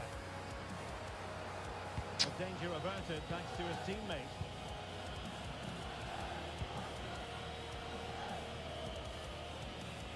No worries, Sparrow. Joan Jordan. Yeah, I'm staying out of politics, Andres, mate. I'm genuinely, I'm Will Smallbone. not having opinions on stuff anymore. So, regardless of where I stand in your country's Onto its own situation, you know what I mean? Compared to any other countries, even what you consider right and left coming up for you. and extremes and such could be entirely different over here, or in my world, basically. But outright, I'm just staying out. Joan Jordan. But good luck in the elections, and I hope that the, There to take it away.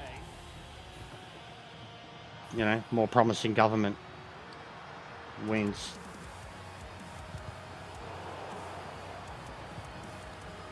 And he has options available. He's a looking ball. That is a very fine challenge in difficult circumstances. Yeah, I'm not allowed to have comments on this stuff anymore, bro. Like, Pedrosa. I am definitely left.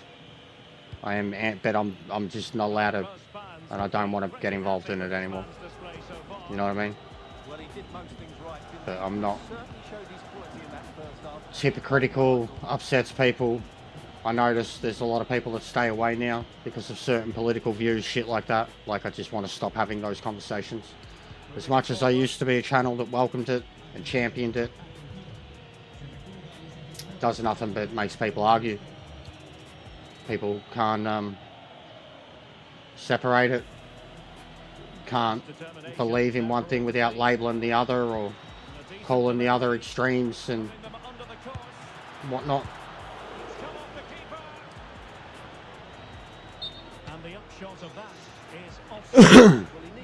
No, I understand the vent, bro.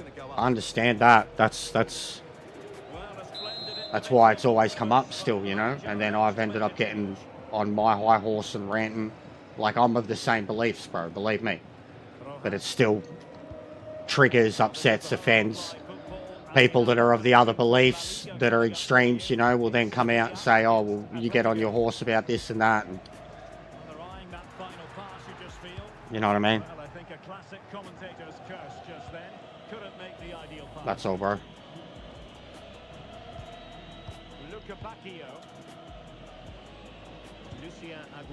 But believe me, I probably stand and are aligned with your similar-minded, bro. But of recent, last few months, it's lost more followers than it's created, etc. So it's just something that's best if we leave it out.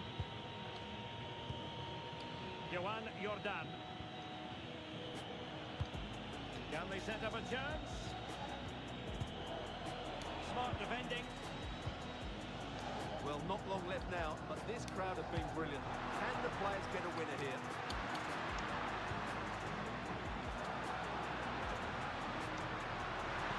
Oh, he wasn't necessarily favourite to win that challenge.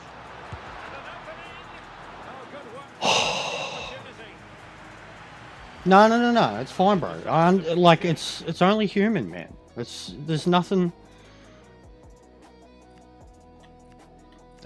wrong with being worried or passionate about the state of the world and having strong beliefs, either side of the coin. There's nothing wrong with it.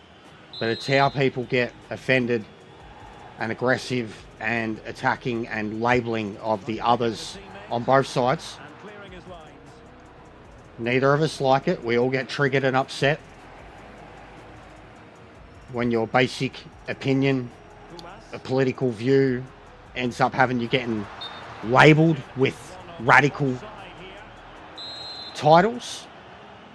We're both extremely guilty of it. Neither side can admit to that, and as long as that's going to be a thing, then we just need to cut it out. No, it's fine, bro. I'm just being honest about these things, and it's something that I have been avoiding, staying away from, because it's caused so much shit recently. And the people that it's caused shit for too, that it's butthurt them, like, they can get fucked. Honestly, I really don't care. I'm more pointing out that their beliefs and my beliefs are different. It's them that are getting so upset or violent or aggressive with their labeling and, you know, where they take it from there. So but it has caused a lot of shit recently. Behind the scenes, people that can read between the lines have been able to see it for what it is. But I haven't been able to talk about any of it for some time. But can they find that moment of magic to win this game? The crowd certainly think so. Just listen to them. In a decent position. Delivering it into the box. Well, they couldn't keep possession. Oh dear, up a dead end. No. It's fine, bro. I do get it. I completely understand it. Comes to certain things, I've got to put my passion in the bin, though. Especially like there's a few people, man, like that used to be around a lot. Some that had admin abilities, right, and like There's been so many of them that I haven't seen for so long, and I know that a lot of it comes down to a political thing. They just don't show their face anymore, and whether they actually support or not, I don't know. But there's certain ones that see them everywhere else, and you know that it's got to do with one's political beliefs. Well, they can't be separated, and goals very much part of the equation. Stuart, as always, interesting. Yeah, that's it. And at the moment, like, because of the world we're in, it's some people are very caught up in it. And I kind of put across this thing that I'm not, very much I am, but I just don't, I don't know, I try not to go about letting it affect my life or getting me worked up the way it gets all these other people worked up. What's going on, Wyoming?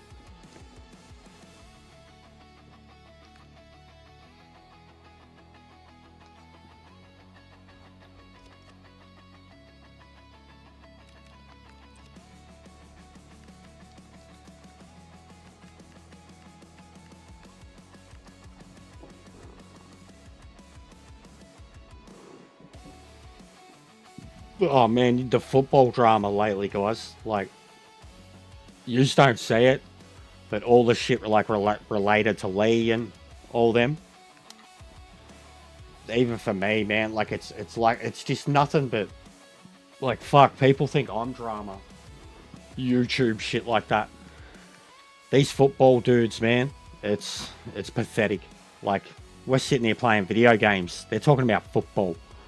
Football, a sport, and the way they fucking go each other, the things they say about each other, and then the way they all feed off of the content of, like, it's not about the football. Like, all their content is like re-uploaded from a stream of them arguing with each other and like threatening each other and shit, and it's fucked. Like, it's the whole, anytime there's an international break and there's no actual league football on, it just turns into this, it's fucking disgusting. Like, they're all a joke, honestly. Like, there's so many fucking egos, and they're all just, all the thumbnails are like clickbait of rage bait shit from just these football content creators. Like, it's fucking pathetic, man. Like, it's filling up my feed. Like, I'm about to start unsubbing to a lot of channels because it's just filling up my feed with all this fucking football drama from these YouTubers. Like, it's killing me. Absolutely killing me.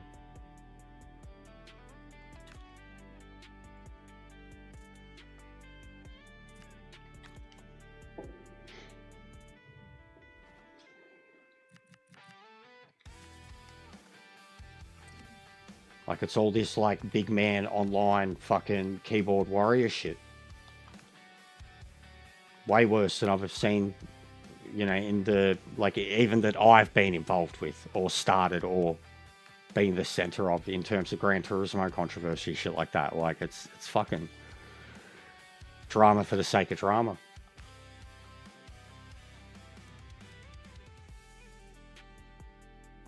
Yeah, I've been better for a while, bro. Like, genuinely. About a week. I've been good. Rested too long. I was demotivated, though. Mentally a bit out of it. But mostly demotivated. Low energy and demotivated. Fucking everyone wants a pay rise at the moment, man. This is a joke. Glad I kept all this money in the bank.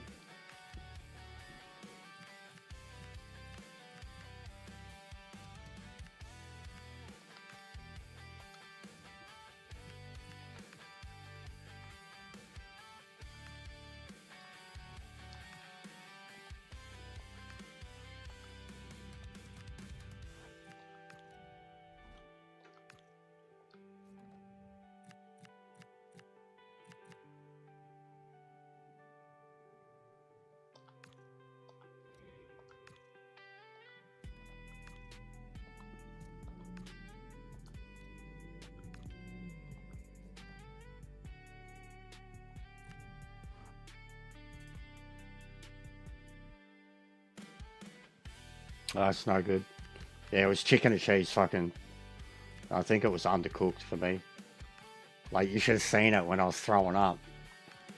Like, it was just like some of these chunks of chicken were just like straight. It didn't even look like I'd chewed them. And at the point, like, because of my tooth, like, I probably hadn't chewed it that much, but some of these chunks of chicken, when I full, like, demon regurgitated finally, like, that first day, was just like fucking, and it was hours later.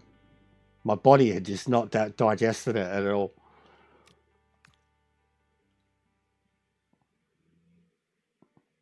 But there was this one point, I was in the shower and I went to get out and the missus was there, and then I was like, oh, I think I'm going to be sick. And she's like running to get, and I was just like straight back into the shower. Just this like fucking violence. Nah, it's chicken, bro. It's chicken. And it was white. It was still white. And it was from Macca's. So like, it was early too. So probably barely even had it. I was probably like the first bit of chicken ordered for the day. Barely had a chance to cook.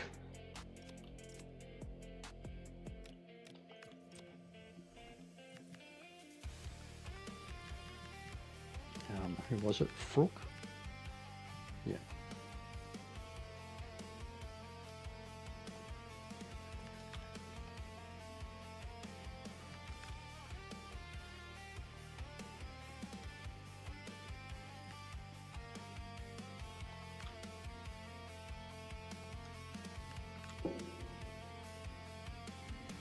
Getting some mad clauses. It's going to fuck me if they leave, but we'll make hundreds of millions of dollars. I've got all the money in the world to keep them happy with the signings.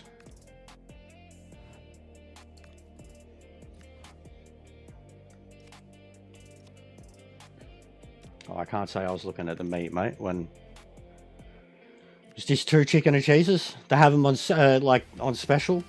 They're one of the, like, you know, the fucking dollar deal type things. They're $3.50.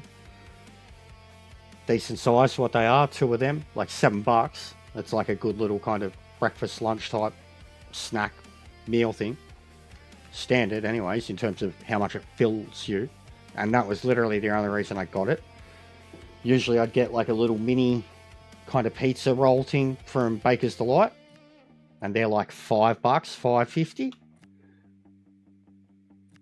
And the reason I didn't, there was a mad line at the Baker's Delight at the date that would have taken like probably, I would have been waiting like 10 minutes just to get served. So I was like, fuck it. Like in that time that I would have been waiting there, I went to Macca's. That was the difference that day on why I got what I got to eat. Because even the missus, she was like, you don't get Macca's. I was like, yeah. Like even every time she was talking to the doctor, she was like, we don't really eat much junk food, and he got Macca's and now he's not well. I remember that, like, because she spoke to like 2 or 3 different doctors on the phone, and I remember she kept saying, we don't get fast food often, and it was like, she was annoyed, like, basically that I made myself sick from something like fucking Macca's, you know, like. And understandably. Yeah.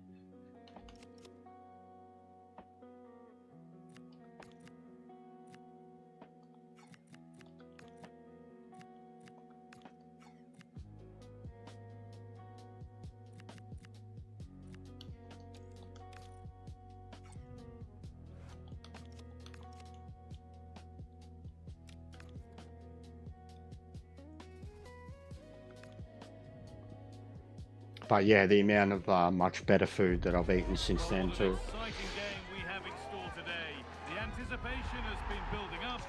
Cereal every day. fruit. I've had fruit. Well, thanks for Like, I've joining eaten a us lot of right up in apples. the northeast Even corner up of until Spain. yesterday, It's we still had a Stade few. I Montilivi still in eating them. Girona. Cereal was the big thing. Got some more cereal today. And then, yeah, dinners. I've just been putting in a lot more effort with actually preparing food. Doesn't take much.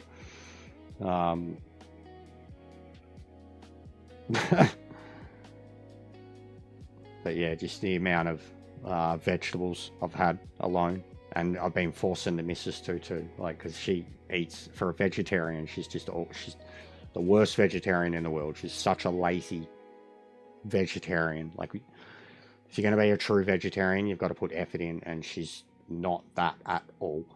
And like, I got sick, and she was a little bit sick afterwards too because of it, and just stressing herself out. And then I just got in my head about we as a unit, you know, need to eat better, look after her better and shit. I was drilling her a bit about how, like, I understand her not wanting to put in the effort after work, stuff like that, with certain things. But yeah, I was like, well, look, I'm 100% going to make more of an effort and force it on her, and I already was. But even something that's like a simple fix for me, mushrooms, onions, shit like that, how, like, you know, you can steam them up, fry them up, whatever, and add them into like any stir fry or pasta or something like that. Something as simple as that, onions and mushrooms. She doesn't like it. And like, she has pasta all the time, doesn't like, so it's like, even just trying to add simple stuff for her is so fucking annoying. like it was. And then, like, I've been talking to her a lot about it, about how, like, when I was a kid, all these things that I didn't eat or didn't want to eat or whatever, that I love now, like, that I think she's still like that, like, and you know what I mean, she's meant to be a vegetarian, that it's like you're still in your head about what you do and don't like. The other day, like, I dished something up and she was like, oh, I don't know how much of this, and I was like, why, and she was like, there's mushrooms. I was like, they're not mushrooms, and she was like, well, what is it? I was like, it's fried onion. And she was like, oh okay, I'm like, stop fucking saying you don't like your vegetables. Vegetables are with rice and pasta. Just fucking eat it. Doesn't matter what it is. It's not meat. Fucking eat it. If I can do it, and I'm a meat eater, come on. Like, and I've got a horrible palate in terms of what I think's good and not, shit like that. But if it's good food and it's in your fucking mixed in with whatever, then just fucking eat it. Who cares? It's just juicy. V8, yeah, I can't do veggie juice. I can't. It's horrible. I can't do veggie juice, but I understand it's good for you. But I can do vegetables now. Like, I've got no problem with them, man. Like, I know, even like the other day, I did a proper, like, meat 3 veg type thing. I did pasta, chips, veggies, and I had bacon on the side. So, like, you know, on a plate, dished up like a dinner. Your veggies, your chips, your pasta, you know, like your meat and 3 veg type thing. I did that the other day, and yeah, just doing the veggies on the side, the pasta and the chips. And usually, like, as a kid, the chips are going to be the first thing you eat, you know, like, and then even now, like, the pasta, the first thing straight up was like the vegetables, like the whole lot of vegetables on my plate, at least the third of the plate. That was the first thing I ate. Gone, you know, like, get the veggies out of the way. And they were not that there was anything wrong with them. They tasted good. But it's like, in terms of the color, the taste palette, what you're leaving for later on, like, she eats a shitload of it, bro. She eats so much of it. She has the artificial hot dogs all the time. She actually got the schnitzels today. I was proud of her. Like, she got the proper, you know, pretend schnitzels. The pretend schnitzel things, the veggie ones do, they're fucking amazing. Not only the smell, the taste, they're amazing. Like, I remember her having them for ages. Every time she cooked them up, I was like, fuck, they smell like nuggets, bro. Like, they'd smell like really, really nice, like almost gourmet chicken nuggets. But they're not bad, bro. Like, if you were substituting something for a schnitzel, they're perfectly fine.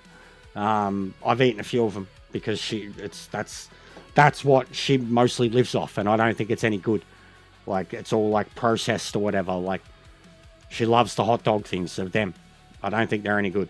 That's why I'm trying to like get her to have more proper vegetables, like that, or even have something like that with a proper meal. You know, like that's what I'm trying to do at the moment. Like the effort I'm trying to put in for both of us. It's hard with her being a vegetarian, and at least with me, I'm very easy to please. You don't need much, like sausages or bacon will do me. Bacon goes in so many dishes, depending on how you cook it.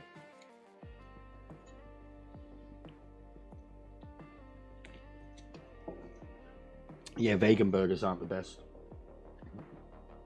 But those imitation foods, they're not bad, man. Like, truthfully. But they're really expensive. It's not fair. Like, for what they are, and I've tried arguing this with her, like, for what they are, the substance in them, but the production of them, the way they're made, for all the point of not being meat, helping the environment type thing, no matter what, the process of which they would be created, of which they're created, of which they're packaged, of everything. I was like, it counters out. I was trying to say it to her, like, you know, the Greenpeace shit. I'm like, it counters out the whole need for, you know, it's meant to be like, oh, we're not doing meat, we're not growing meat, so less methane. I'm like, but every single other aspect of what makes up the whole pretend meat industry is this whole other emission on top of what we already have. And the whole industry is meant to be to stop doing that. I'm like, so it's... And she's like, oh... I'm like, yeah. I'm like, fucking processed food, man. Like, processed food. That shit's... It uses more energy and fucking emits more greenhouses than fucking growing shit naturally. You know what I mean? Like, so yeah, just that. I'm like, it's counterproductive. But there's nothing wrong with it in terms of like being a vegetarian. It gives them everything they need. It just kills me. Like, if you're not going to eat meat, why have something that's doing its damn hardest to try and pretend to taste like meat? Like, all right, if you don't want to kill animals, okay, if that's your thing, if that's just it, you don't want to kill animals, but you like the taste of them, okay, I understand. And then why you want something to taste exactly like it, you know what I mean? Like, yeah, it's a contradiction. It is a contradiction. I've tried pointing out how the whole industry is a contradiction. And then it's overpriced because there's not enough of a market behind it. So that's where I'm just trying to say, like, that the actual fact that the very market exists is only adding on top of the reason that the market exists. You know, in terms of, you say, all right, you aren't killing the animals, but all right, the same amount of animals are dying, and now you've created another industry that goes on top of it, that creates its own emissions and pollution and recycling problem. Yeah.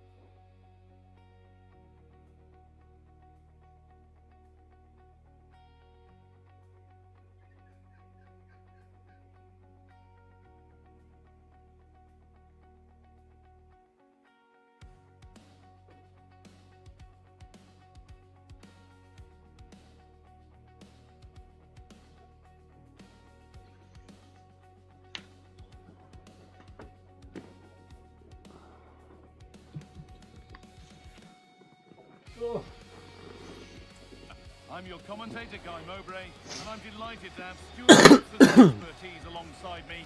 And we've got action from La Liga. But yeah, I've had on the way. It's those like Girona imitation, Malaga. Well, a quick start to the game. I guess the core of things, because I remember they were the first ones. But the imitation schnitzels and the likes, they're fucking good, man. Honestly, like in a fresh roll, burger, whatever, like the exact same way you'd have a fucking chicken schnitzel sandwich. Beautiful.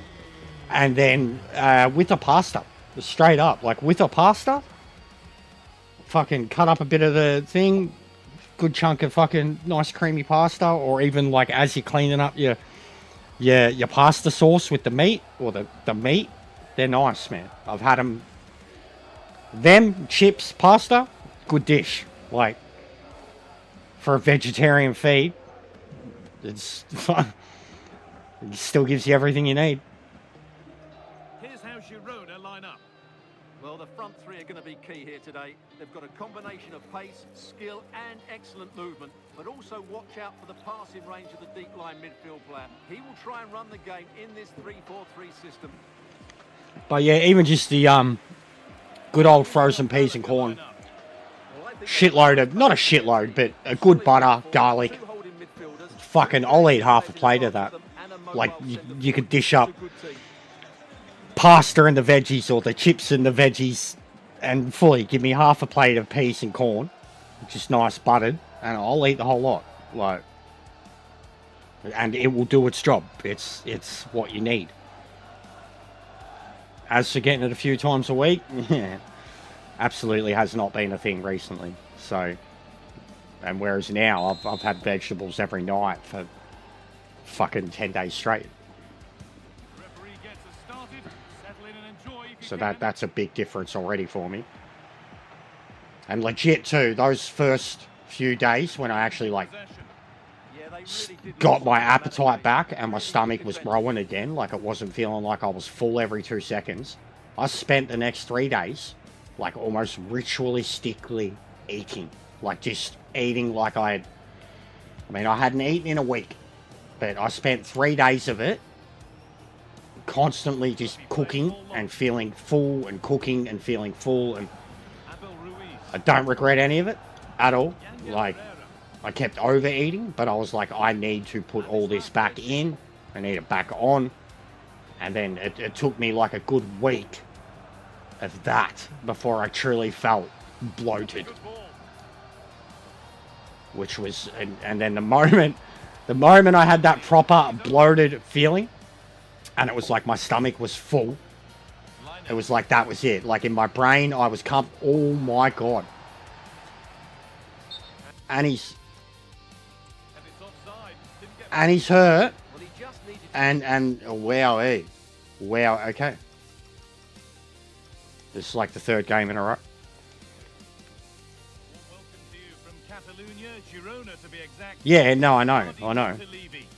Nah, but I've been eating like shit for ages, Andre. It's like, And we've got La Liga EA Sports action coming right up. It's Girona and they take on Malaga. but already just the effort in preparing dinners, food. The other thing, already got it from my mate. It was what he did for me, but mass preparing a dish, like just pulling out the wok, a fried rice dish that I can mass make, and then a good nice big feed there and then a couple of meals that you freeze and cook later on. You just pull it out the freezer, throw it in the microwave, and you've got a decent stir fry for a lunch that's already pre-made. It's got its meat, it's got its vegetables. Like, that's what my mate come over and did for me. But it's already what I've done since. He did like a fucking satay stir fry thing, and I've done a honey soy, just a honey soy fried rice. Already to the missus, because the missus is just always pasta, and I was saying to her, we're going to get a rice cooker. Oh, we're going to get a rice cooker. I was like, we need to start fucking rice is one of the better things to get healthy with straight away. All Alright. Those type of mistakes where they just sidestep me in defense seem to be happening like nothing now. And they take on Malaga. This should be a good game. Great atmosphere inside the stadium. We've got two teams full of quality, some interesting matchups, and two coaches that want to play an attractive brand of football. What more could you ask for? Here's how Malaga line up. Well, it looks like they're going to play in a 3-4-3 formation without wing-backs, which means the outside centre-halves will need to cover the areas out wide, which I would say is asking a lot. Hold on, chance. It's offside. That will be that. What's going on, Ping Pong? How are you, bro? It does feel like it's been years. And yeah, I'm good, bro. We're just talking a lot about it, like the way I've been eating and shit. I've been good for about a week, bro. I should have gotten back into it already. I've just been demotivated and been in my own head about other shit. But yeah, I'm in dire need of some views and some income. So yeah, it's good to have a bunch of yous hanging around, having a chat, because I really need it at the moment. We're basically 2 weeks down. And because it will be Christmas pay, it's the last thing we need is to get to the end of the year and have absolutely no money. Sucks that Project Motorsports comes out right at the very end of the month. I wish it was about a week earlier. I mean, I wish it was out already, but a week earlier and I'd have a chance to do something with it. But 3 days at the end of the month, I don't think I'm really going to be able to generate much interest with it.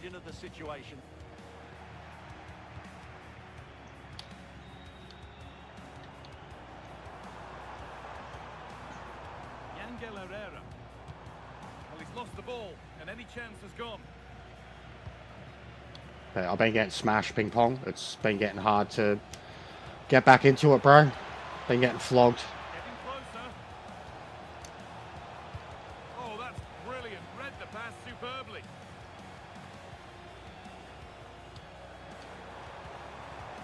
Henriks. Ruiz.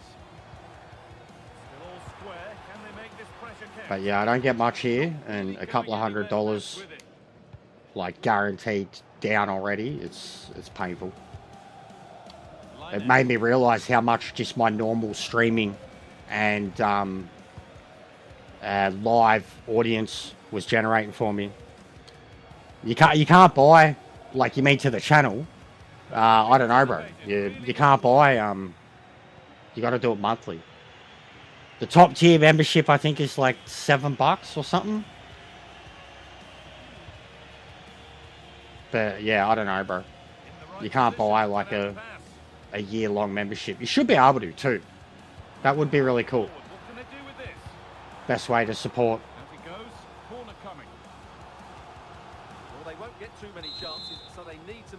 But yeah, the basic membership's like $2, so.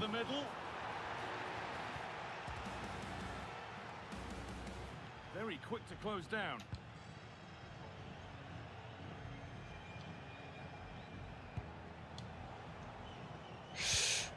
Wasting around, man.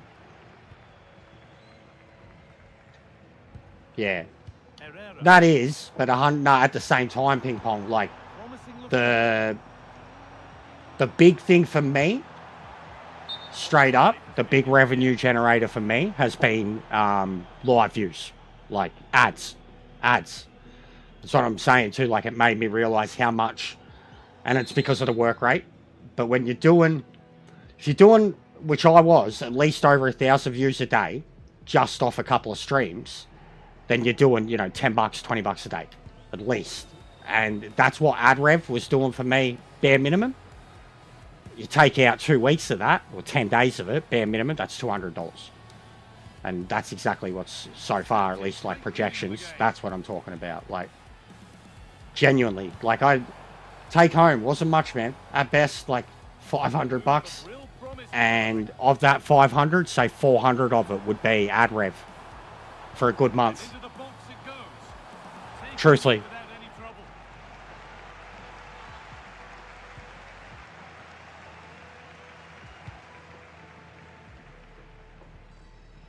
Good work, they've got it back. Because, yeah, the super chats, no matter what, 30%, just straight off the top. And then the memberships, basically, they only give us a couple of dollars per membership. Doesn't matter how much we charge for them. That's a good pass. Like, I think the most you can charge is like 10 bucks.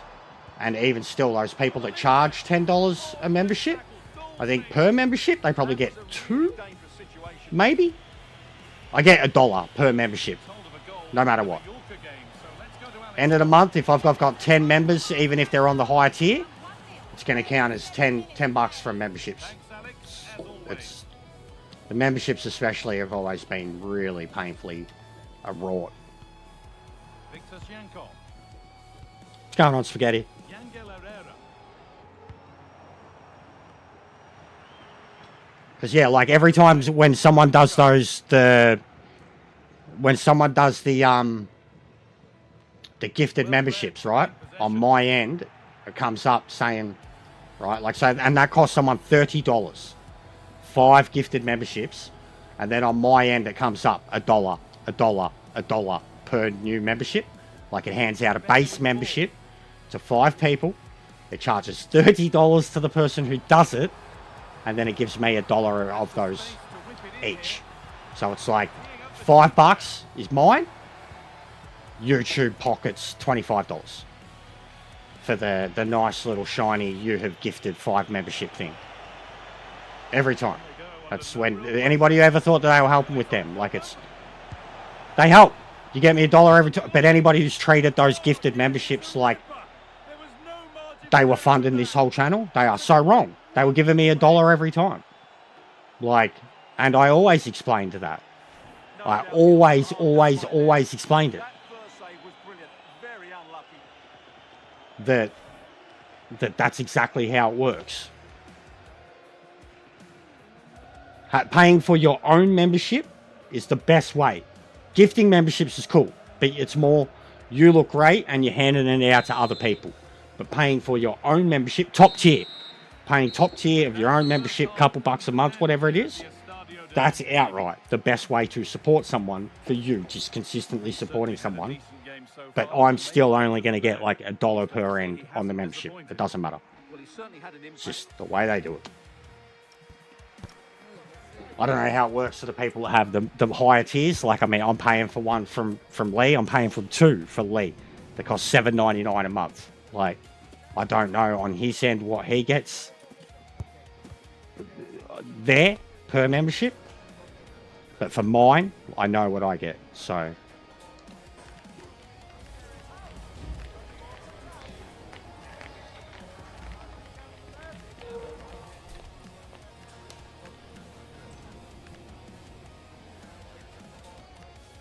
yeah, it was pretty good to see, Spaghetti. About time.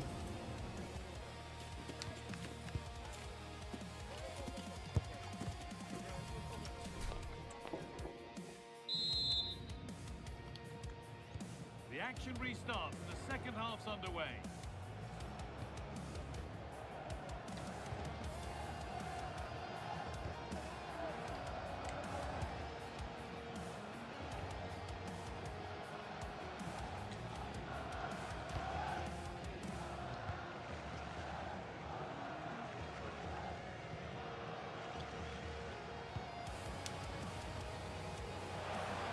Terrific test. Oh! They hit the target. Well, that would have put them in complete control. He should have scored there. And here comes a change. Andres, bro, any support is greatly appreciated. Like, right now, a super chat, 100%. It's a couple of super chats before the end of the month. That'd be the best thing for me, truthfully. For something that's going to help when I need it next month. Because, like I said, any income this month is about Christmas.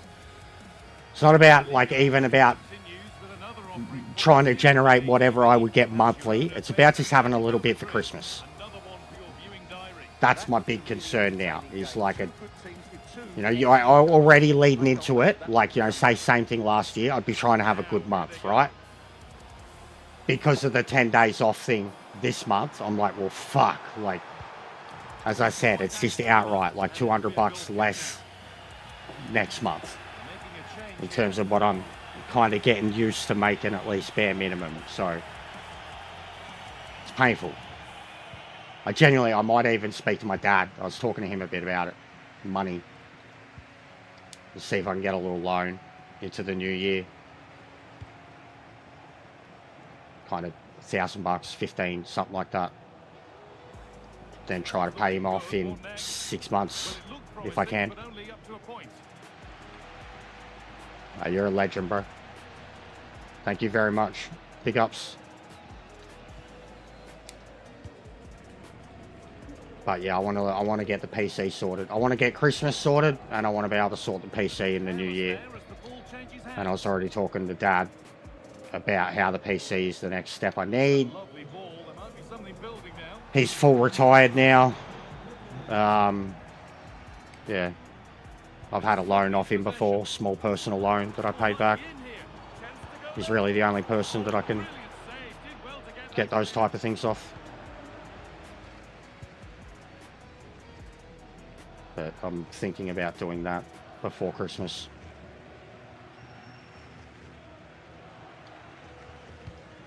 Now there might be a chance as they keep it moving. And that's where it ends. Very quick to close down. No, I appreciate it, bro. You're a legend. As it was, I had some... It was... When you get a, like, PayPal and you don't even recognize the name, you have to, like, full look into who the name is. Those moments are when I'm like... You know, I kind of realize I have a little bit of an impact on people, or that people would miss me if I wasn't around. If anything, like, that was something that when I was sick that I had a few of those moments where I was like, fuck, people do care. Like, I got people that knock what I'm doing and doubt what I'm doing, etc. But there's also this... There is also this proof when I have these situations where I don't even know who it is. People that have reached out to me or whatever, or like messages of support or little donations here and there, and I don't know who it came from because it's a new name or it's a random name or something like that. Like, I had a few of those moments where I was just like, okay. Need to get tighter here. And that's a shame for them. So yeah, I appreciate any and all that anybody does for me. And I know I'm kind of always in a situation where I am always struggling. Oh my God. That was not a wide slide, a clear foul. That was bad. And that's it. Instant red. That was bad. He had to go, didn't he? They'll need to reshape their defence quickly here.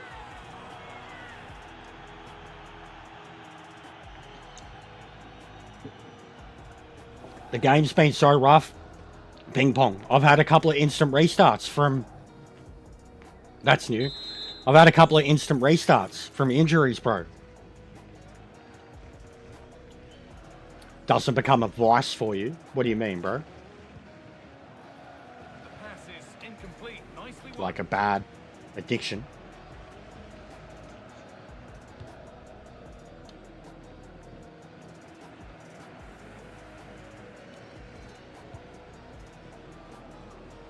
Quarter of an hour remaining.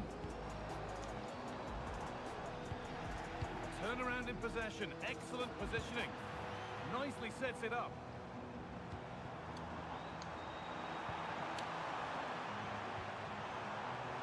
Oh, come on. This to draw level.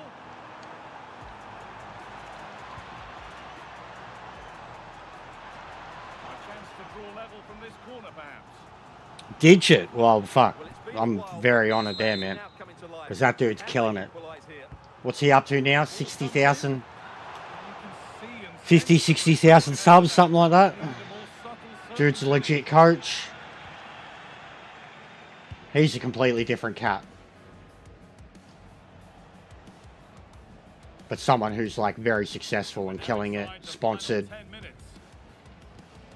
merch, business, like the whole deal. Luis.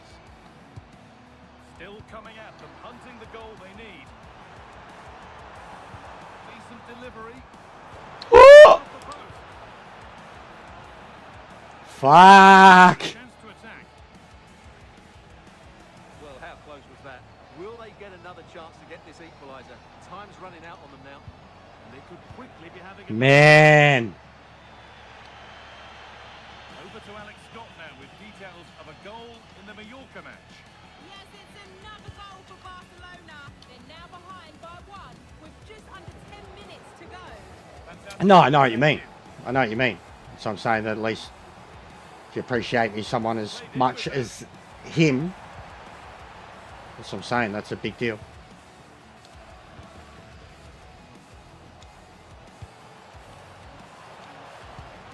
Could turn out to be a really good ball. Herrera.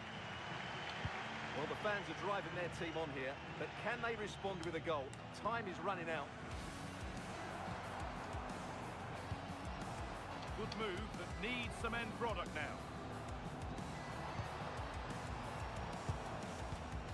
Porto.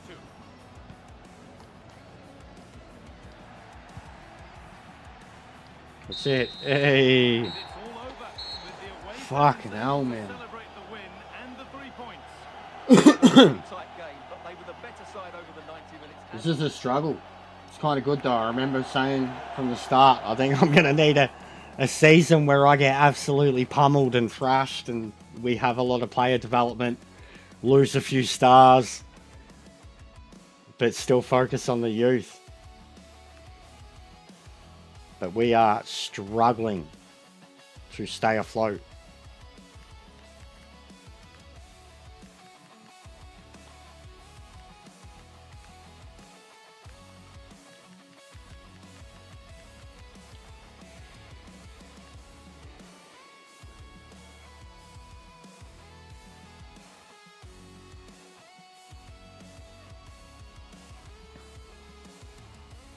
What, like a Rory? Rory's rolling in money, bro. Rolling. Yeah.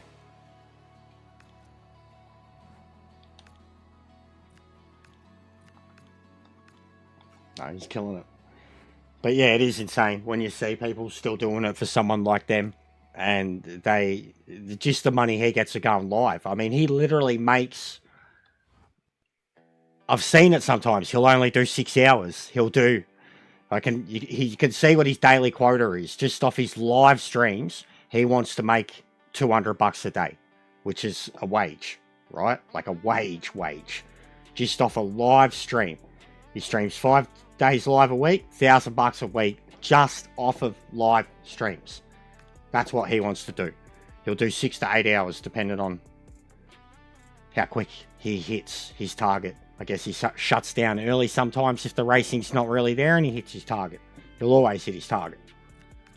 But you can tell his target is $200 a day, which is a wage.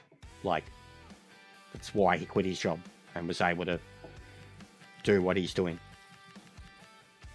Because he could guarantee that audience and income per day. No, 100% good for him. It's incredible. It's like when you put it in those numbers, it's like... I got no hate, bro. Like, yeah, he's boring. But I got no hate. None. Dude set the template. Now, 100%, like he set the template so hard that they all try to be him, which is the frustrating side of it. There's just little mini Rorys everywhere.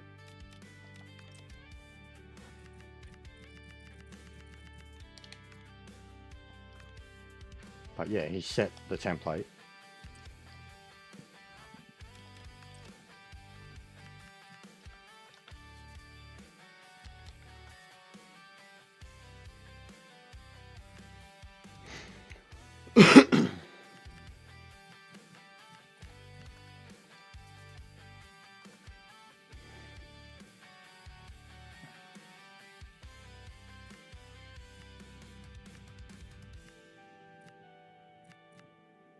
I'm probably not reasonable enough. That'd be my big downfall.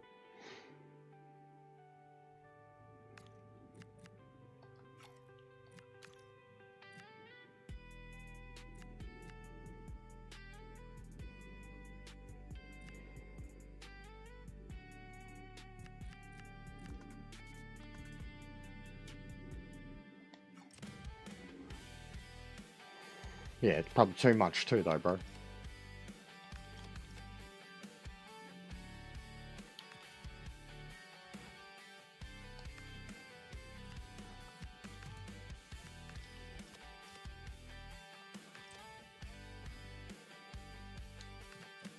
Fucking Esposito's still not playing in the form.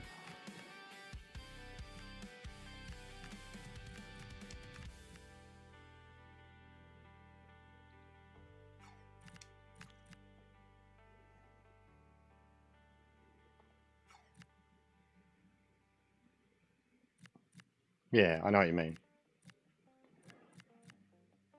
I would say having a spine. Not just rolling over on everything. But too much too. Like, and I know I do it too much.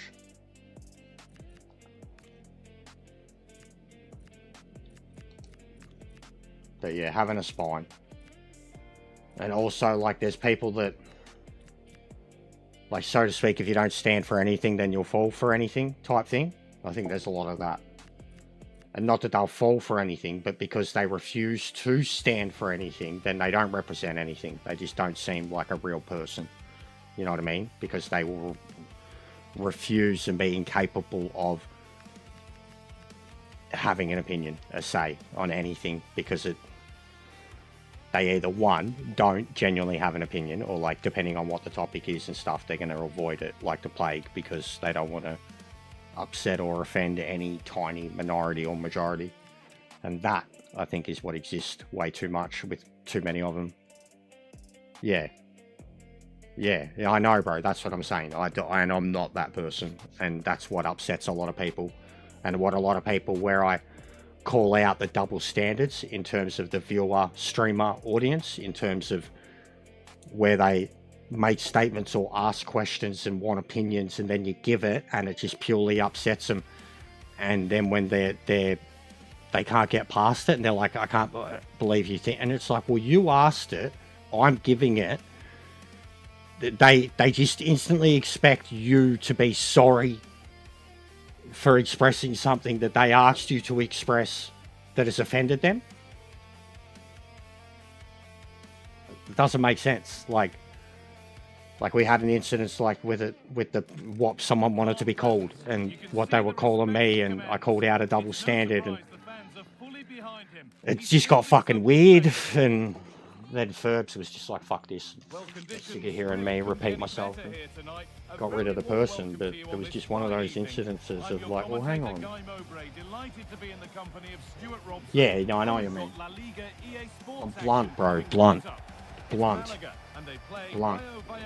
If I'm confused or I explain, you know what I mean? I'm blunt. If you can win your individual battles, outrun your opponent, I'm very, very blunt. eventually you'll get the space to show your ability. I'm sure that's being echoed Like they by say it a the lot about fans today. Aussies, that Aussies don't beat around the bush. Like they don't, you know, fuck around and find out type shit. Like, but I'm blunt. I'm old now, bro. I'm old. It's just, you spend long enough in, like, one thing that does it too is workplaces, bro. I'll say that. Like you know, spending a decade plus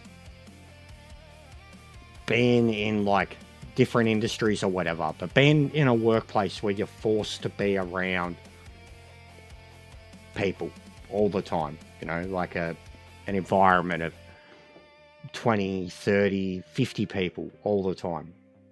And you're all up in each other's shit, and no matter what, when you're doing your job, there's going to be opinions and clash, you know what I mean? Like just small talk shit. You live life enough, you go through enough of that, like you just, I don't know, I just feel, and even pre all that, just my upbringing, my formative years, my youth, I don't know, It is what it is. And then even just my upbringing, like my parents, my dad, like, and yeah, I'm getting old now. Like, there's no point beating around. Even just the playing coy, like, you know, not saying something for, like, having opinions and just playing coy. The energy it takes to play coy and not trigger someone and not, like, it's just too much effort.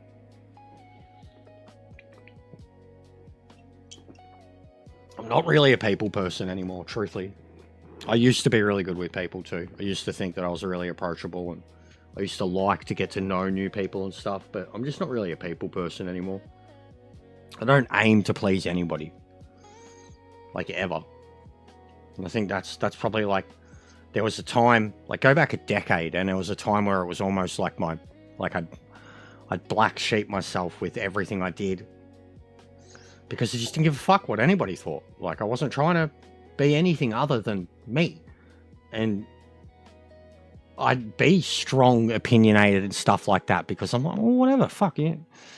Whereas, you know, I chilled out a bit more. Like, I got a bit older and spent a lot of time with my missus and developed different views and shit like that. But I'm just at the point now where I'm just like, I just don't want to care. I don't want to care. Like, if people are going to get upset and fucking vent at me and all that shit, and then eventually I'm, like, forced into a situation where I've got to give an opinion, like, I'm going to fucking care, but the way I deliver it is going to be brutal. So, you know, and then you see me talking about stuff that I love talking about, like video games and music and movies and stuff like that. And look how passionate I am. Like, look how much I care. So it's just a matter of what you care about and what fucking upsets you. And I'm really trying to get to that stage now where I'm just like, even with all the things that I enjoy, just trying to not get upset by them. Like, and then the people that are just constantly upset by shit or complaining about shit, like, I'm just like, fucking just get over it. Even with the Gran Turismo stuff, and even with, like, Ren Sport, like, the negativity attached to that, like, I didn't even want to be involved in that. Like, I was just like, just don't care. It's like, if it was something I had no interest in the first place, why am I going to attach to this fucking let's all point at it and laugh? Like, I don't fucking care. Didn't care about it in the first place. Like, stuff like that. Yeah, and I'm like that too, bro. Like, I can be like that. I'm pretty soft and brittle at times. Certain topics, 100%. Where I get triggered, and I think that people, the way that they talk about them, they don't know shit, and this is what it is.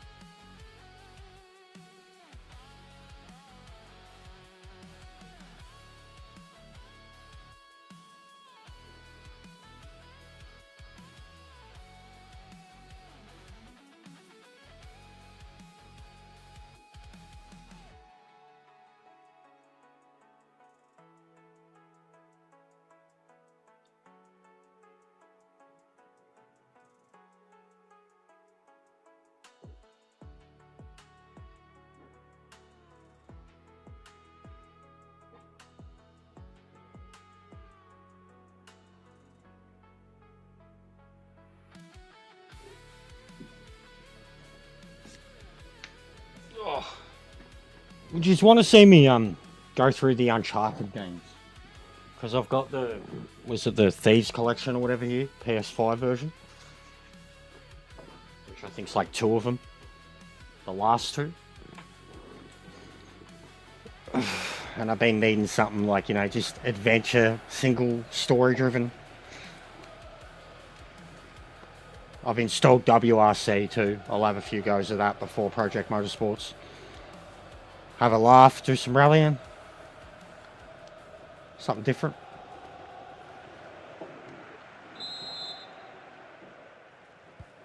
And so it begins, the first kick of the first half.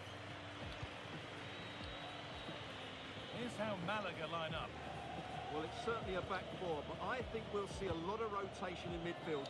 They just need to have a good understanding about when to support the front player and when to drop that little bit deeper. It certainly looks like a 4-5-1 to me. Here's how Rayo Vallecano line up. Well, in this shape, their 2 holding midfield players will be key today. If they can get on the ball and dictate the play, protect the 2 centre-backs, it will then allow the attacking players to show their creative quality.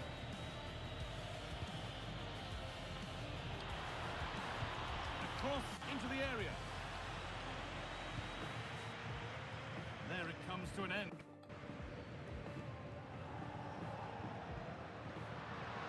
This is a good run. Now, can he pick out the right option? Genuine chance. Offside. Offside rules the assistant referee. Good setup.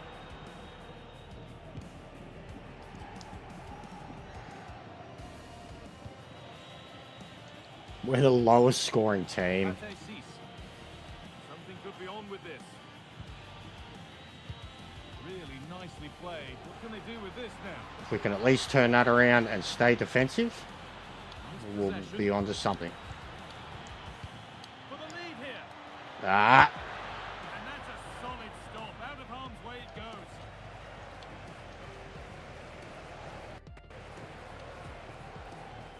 Oh! Little sloppy on the ball there. This could get interesting.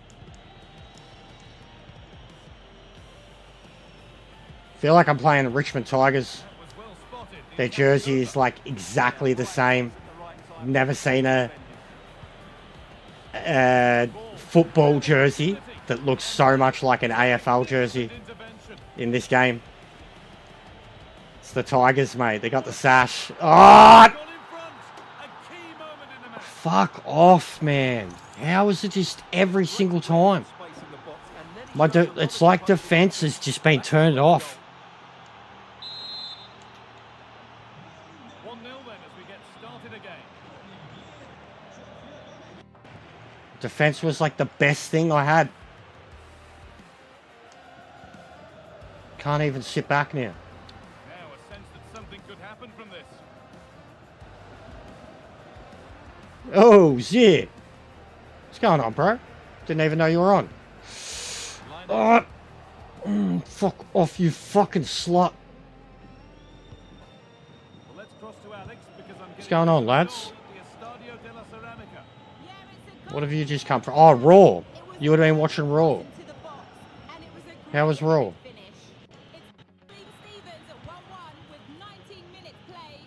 Thanks, Alex, as always. So the chance now to extend the lead. Maxi. How are you, legend? Yeah, I'm alive, Maxi. I have been for a little while, bro. Here it comes. I should have been going already. I've been very demotivated, mate. Point again to the attack. I've just been trying to eat good. But yeah, I'm stressing about Russo. views and revenue and shit like that too, so I should have been back into it already. Lopez. And it's been hard, like, because I legit didn't game at all the whole time. Beautifully weighted ball. It's been hard to get motivated with anything. Like, when you kind of get sick like that, Oh, super challenge. and you got nothing but time and you don't even want to turn a game on and chill out, it's hard to get back into it. I couldn't believe how much my brain was just like, I couldn't be fucked. No worries here. I'll check it out later, bro. Getting the ball back in a promising position. A chance to cross here. And that's been nicely won by the defence. But yeah, I'm a bit Opportunity here. It's there. Bit overdoing nothing. In front now. This league is killing me. They're destroying me. It's not fair, mate. Just watch this again. A change of pace, a change of direction, and a decent finish. That's a very good goal. Every single side. We need to get fucking demoted. I want to go back to La Liga 2, mate. These cunts are poo. Here go Linus.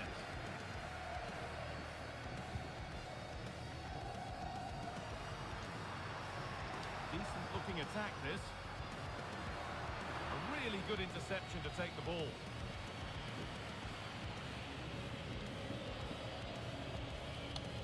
Sergio Cameo. Kojima's the boss too, Andreas, bro. He's going to rip him a new one, mate.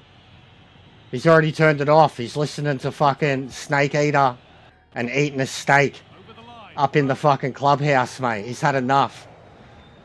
He's fucking handed the reins over to Ocelot, bro. He's telling him, you fucking take over. These cunts are cooked. Oh, he put his head to it, but he's missed the chance. Oh, I think it'll be... I don't know if it'll be in depth, because I know NASCAR does different things, but I think the career mode's going to be awesome. I don't know if I'm going to be a fan of the way it's like, you've got to fund it, but I think the career mode's going to be awesome. Reading of the game. It's a real career mode. The game is built for the career mode from the ground up. Whereas like NASCAR, same thing. So, yeah, I think it will be. I think it'll be as good as, Continues. but its own thing. Because NASCAR's doing its own thing with its career mode and its depth and the way it's got the tiers and sponsorship. And like, I know there's a similar breathing kind of engine under it in terms of making you feel like you own a team or are running a operation type thing, which is what motorsports looks like it's trying to do too. Look like having a mountain to climb. Is the score fair enough on what we've seen? Well, they can certainly play better than this. It's been a disappointing first half display from them.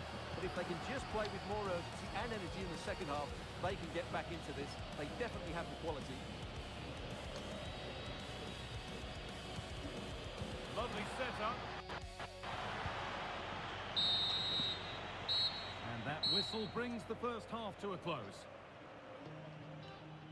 But yeah, I'm too eager, Maxie. It's shitting me. Like it's, I haven't been this eager for a racing game in a long time. And it's, yeah, I've just been waiting too. Hello, Miss C. How are you, sweetheart? I'm very sorry I haven't been around.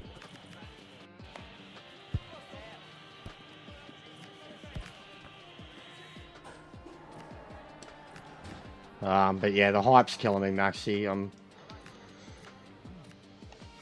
I was just saying, like I haven't been motivated for anything because of it. Like you should have seen me on Gran Turismo last night, man. Let's see what this half brings. Even with the wheel, bro, like there's no amount of DD hype left. You know what I mean? Like for Gran Turismo, anyways. Like it's just I just can't. I didn't think it had happened this fast. Like the only thing stopping me from uninstalling it, bro, is Spec 3. Nice possession, but they Straight up, the only thing stopping me from uninstalling it right now is Spec 3. That's how But maybe one pass done with it I am, and how over it I am. Like just how much I don't care for it. They could get caught out on the break here. Like it doesn't matter what I'm driving and how good it feels. I'm beyond done with it. Beyond waiting for another option. And that'll go out for a corner. Oh, did ya? I didn't know that, sweetheart. I appreciate that. See, I wasn't even on YouTube. Like I literally wasn't even in possession of my phone. The PlayStation didn't turn on for a week. Hard work brings reward. The laptop didn't turn on for 8-9 days. There, he's in. And there's three in front. What a performance this has been.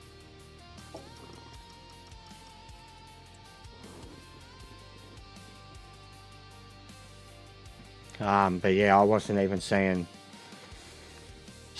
streams, anything.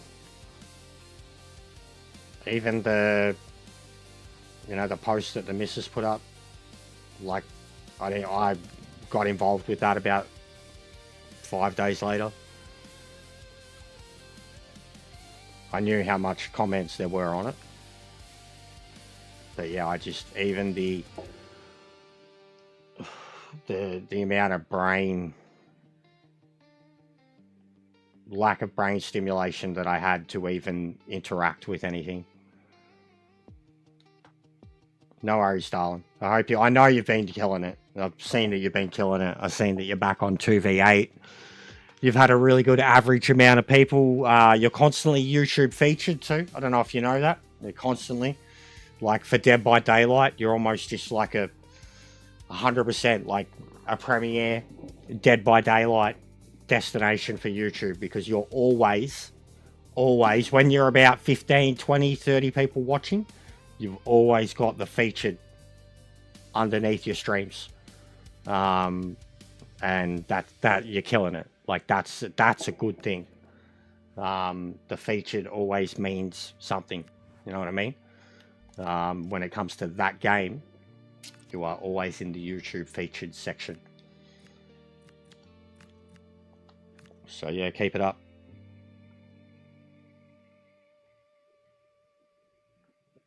Yeah, no, I will. I'll go back and check it out.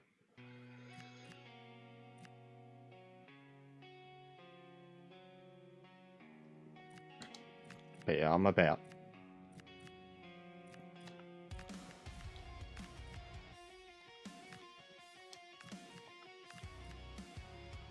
I need another left. I'm gonna need another left. I might need to bring someone back soon.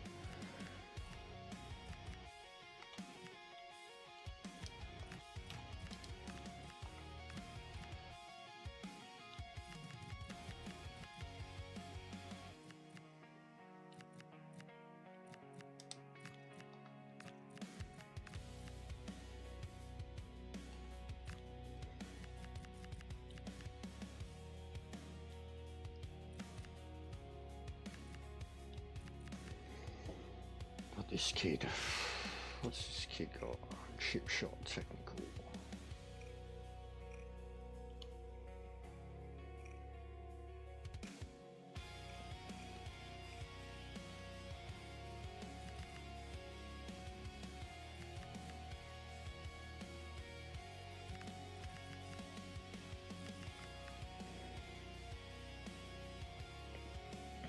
I appreciate that, darling. I really do. You're a sweetheart.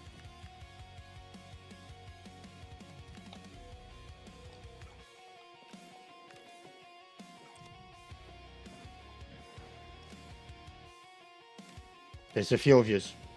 You, AJ, and Bear are like the three that, and it's because of Cyberpunk and Marvel. But you, AJ, and Bear are like three that I found. You're all unique in your own way. You've all got your own crowd and do your own thing. And I'm really, really glad that I found you. I've supported you from the start, and it's gone both ways. And you're all unique. We've got the crowd building, the atmosphere buzzing, and all the excitement that comes with the build-up to a vitally important league match. Who can embrace it and claim the victory? It's coming right up, live on EA TV.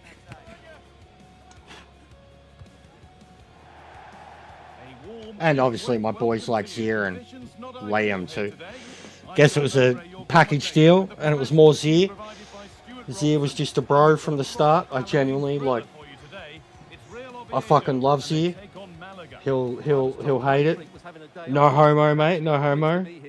But fucking, I love that cunt. I've actually got a friend over here he's so well travelled. The dude's been to like 160, 170 countries in the world. He's my age, like old uni mate, and he's just a legend of a dude. Wonderful human being. One of the most cultured people I've ever met in my life. But he's about to go to Saudi Arabia.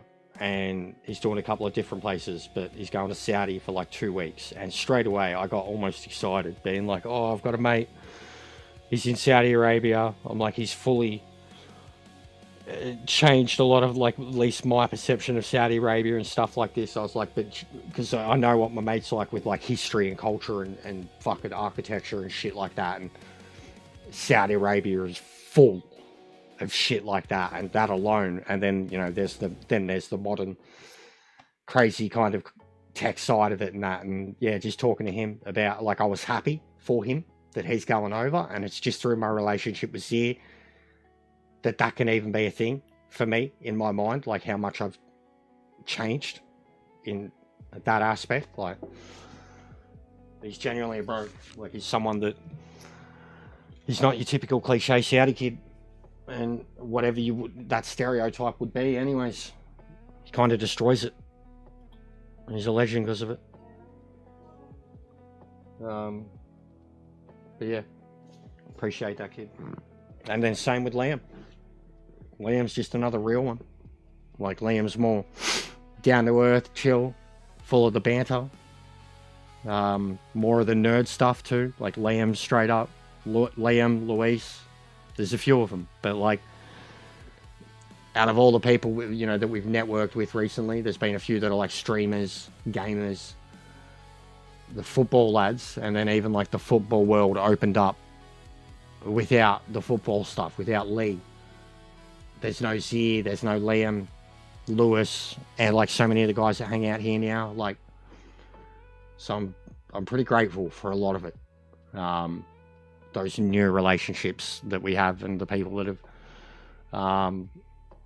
kept tabs on me, and, you know, been coming and going and checking up on me and shit like that. And definitely of, you know, the people that we're talking about here, the people that are in the chat now. There was a lot of moments of clarity and perception and shit like that after, like, getting sick, or even while I was sick. As I said, like, you know, PayPal off of people that I didn't know, comments in that post of people I didn't know, having 60, 70 comments when there's only like 2,000 subs. 60 or 70 individual people is like, that's a massive chunk of an audience. You know what I mean? Like, when you only have 2,000 subs, 60 to 70 people, that's a massive, massive amount of individual people. Like, you know what I mean? Like, that's a percentage, like a giant chunk, like almost a 10%, you know, number of your audience checking in on you. Like, it kind of blew me away a bit. Yeah, there was, you know, say 20 or 30 of them, and even that is so generous. Such a good number. 20 or 30 people that you know you're gonna hear from. You know, like, that's why I'm like, oh, you should probably let him know what's going on. You know, because I'm expecting, and then that number doubles. Half of the names you don't even know. Okay, some of these people care. You know, like, the streaming daily and how much of it I do, and all these chats and shit, for a lot of people out there, whether it's a small number or not, it does something for a handful of people, and that means something. So I've grasped it finally, I guess. I don't know. Anyways, I'll be back and take a leak.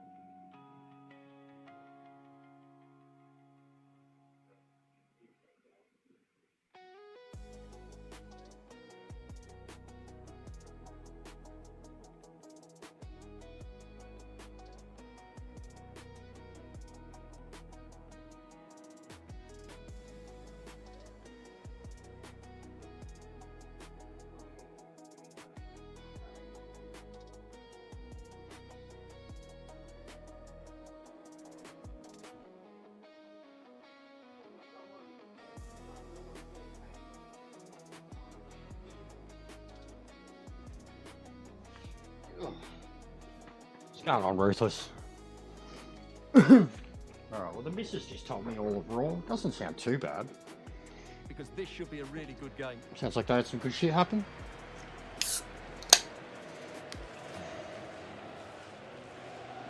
But yeah, it's been a really good chat, guys. Like, I know, I was almost like, it's why I've almost had short streams. I didn't want to have to just explain myself, say the same thing over and over and over again. But today's chat's just outright been really good. Return of the Bird. Which bird? Ziggler. I thought it was going to be KO Sparrow. I actually thought about it. And the Brock thing I'd heard about. I'm surprised with Maxine Dupree, but really, really happy for her. I've been seeing the... this bird. I've been seeing her stuff that she's been doing on house shows, and her ring work is just so good. And look at her. Maxine Dupree is fucking stunning. She deserves more than just to be a stunning person.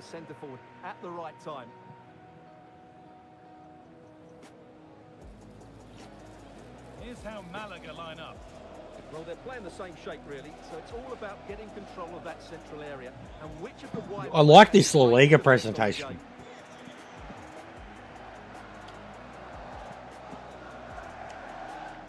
Yeah, she'd had too many shots too. I didn't expect it to happen today, but I did think, like, if they did it, I don't see the harm in it. It's like they're trying to build a newer star. Like, it's genuinely a newer star compared... Hey, Hyundai!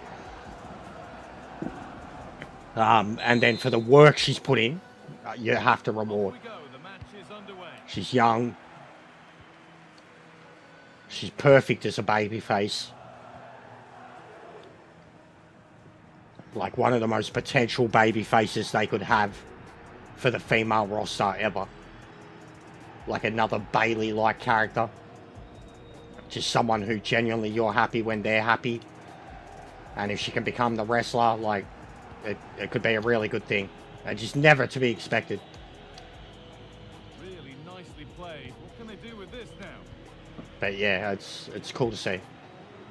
Good on her. And I mean, it all started with Natty too for her. So it's good. It's really different for them. Hey!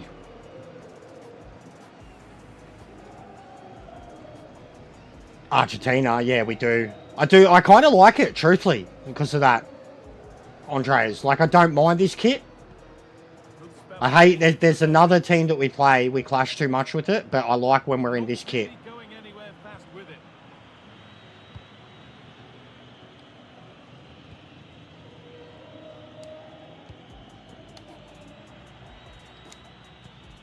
Turn out to be a really good ball.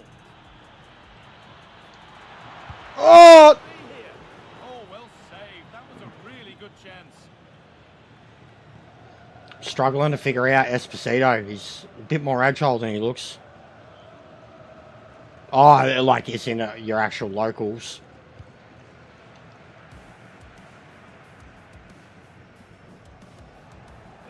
I watched a thing the other day about like some of the most unique stadiums in the world. Fuck, there's some awesome ones around the world. But that Boca Juniors ones, like, is one of the coolest looking grounds I've ever seen.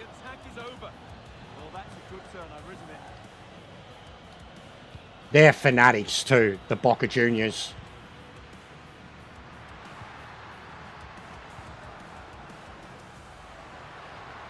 That's a good pass.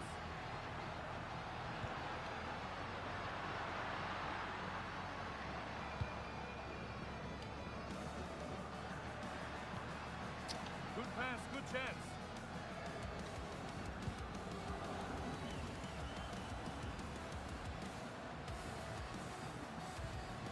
Nice possession, but will a goal to give them the lead come at the end of it?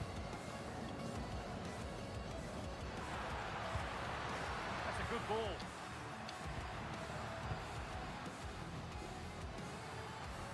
The approach play looked encouraging, but good defending to snuff out any threat.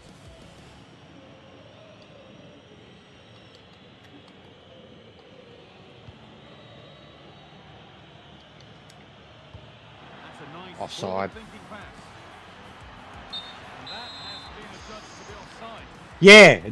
Yeah, because of the shape of the stadium, that unique shape though, like the way it echoes, like the reverberations of the fucking stadium share and shit, like Across the line, it'll be a throw. it's a unique, like a D shape.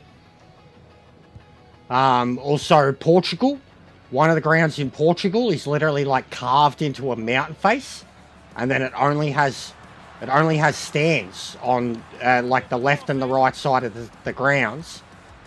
Worth a shot. And the shot forward. That was a beautiful looking ground. And then there's one in, it was like fucking Czech or Denmark, that is like a fucking cathedral, bro. Like, it's like only a 3,500 capacity ground, but it looks like it's built in like a fucking Viking fortress type thing. Like, it's the most beautiful, intricate, insane looking like woodwork you'd ever see. It's like, so for the league that it's in and the team, like the stadium size, which is only like 3,500, is twice the population of the village that it's in. But fuck me, does it look sick. Like, Moving forward. But not the end result they want. yeah, the Byron one does look sick.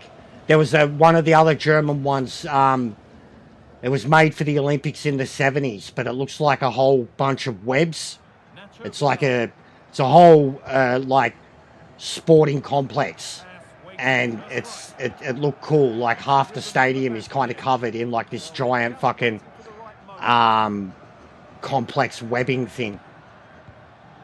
I think that was Olympic Stadia, something like that. And Mexico, I couldn't believe the grounds in Mexico. I was like, why don't, like, because Mexican leagues is one of the ones that's not in the game, that all the free agents come from. There's like 4 or 5 grounds in Mexico, 4 of which are going to get used in the next World Cup. They're fucking sick, man. Like, some of the coolest, most unique looking fucking grounds I've ever seen. And they're like 50, 60,000. Yeah, there's the one that's full of LEDs, but there's one that's like a mound. It's like a giant fucking mound, bro, built into the earth, and like the stadium entrance, like you come under the mound, and then it's mad, bro. Like, 2 of them, the LED one and the LED one is like a giant fucking, it looks like a Colosseum that's wrapped in like a giant fucking, like, giant tub, big tank. That one got like a couple of $100 million of the upgrades. Like, they wrapped it in that, you know, fixture. But the other one looks like organic, you know, like the ground was designed in that exact area. It's got like parkland around. It's beautiful. One of the most beautiful football grounds I've ever seen. That's a lovely ball. There might be something building now. Yeah, the LED one looks cool. I was surprised, bro. Like, I was like, First half comes to an end. it's Mexico, man. Like, cliches aside, I didn't expect them to have infrastructure like that. Let alone so many of them. Like, so many stadiums that were that, like, some of the older stadiums that they showed, like, that's more what I expected. And I love those stadiums. Like, I love the South American, and then even the ones in Europe, you know, that are like the old school style 50s, 60s Colosseum. Like, that's what I expected everywhere.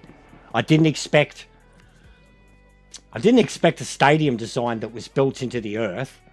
That's very impressive. And it was like up in the mountains and shit. And then the Portugal one, I'd seen pictures of it before, but the Portuguese one is just beautiful. Like, and it was like, even for World Cup standard now, it wouldn't pass World Cup standard now, but it was like World Cup standard when they did fucking Euros, basically. So like 30 years ago. But again, beautiful ground, like unique design, the way it's got so it's like a mountain, man, like carved into a mountain face. There's like a village and the mountain face, and one whole stand is in the mountain, and then like one goal face is like more of the mountain face, and then the other goal face is like beautiful scenic down the hill to the bay, and then the other one is just like this beautiful stand, and it's just the two stands, and then they have that suspended roof, and the roof like casts these perfect shadows across the ground. Like, no, I'm not saying that, bro. Like, I mean, I know there's still major capital cities and shit over there, but with Mexico, especially like the one that we're up in the mountains and shit, like, yeah, I was surprised. Surprised by it, like surprised that so many of them were going to be World Cup venues too. It's a little more open than the first half.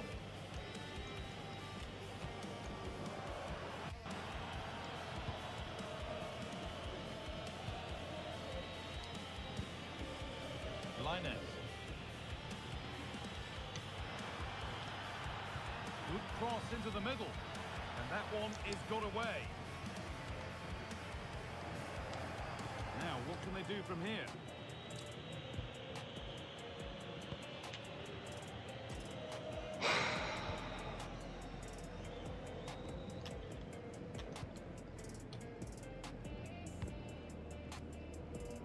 A big area to progress into here.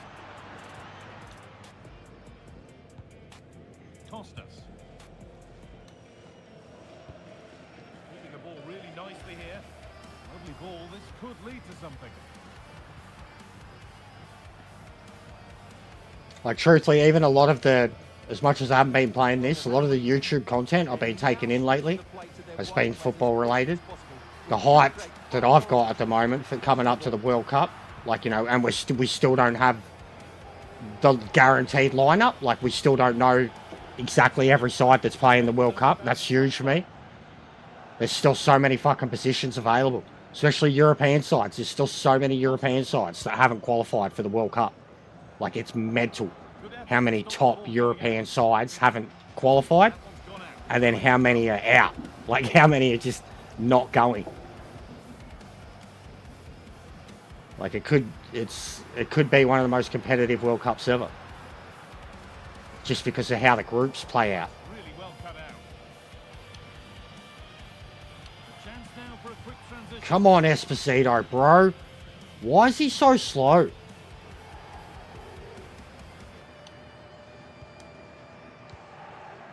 Vidal. Yeah, bro, we used to have to deal with you guys. Through the last 30 minutes. Chile, Uruguay, before we were put in the AFC thing, we had to deal with the fifth best placed South American, Latin America side for so long, for like 40 years, bro.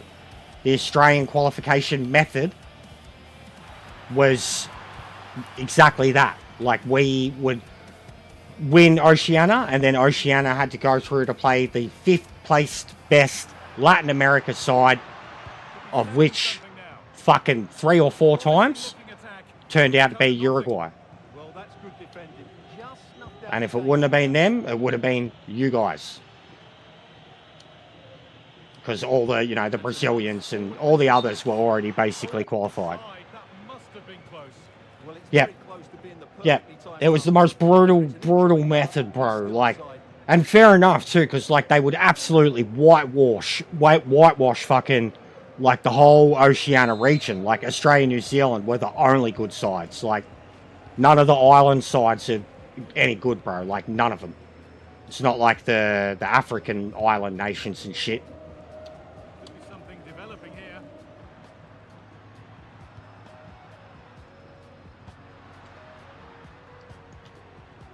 Great rhythm. There's a real flow to this. Looking to create an angle. Now to deliver a good ball in. It's weird though, with the girls it's different. And a chance made. So many of our female footballers come from Polynesian roots. quite a while now, but these fans have suddenly come to life.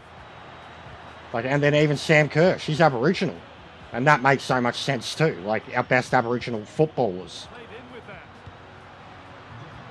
But Mary Fowler, she's like Papua New Guinean, basically. Like, she's not. She's an Aussie. Body in the way. But her whole heritage is That's defending Papua of New the Guinea. highest quality. And she's a freak. Like, an absolute athletic freak. Oh, come on. It was a good...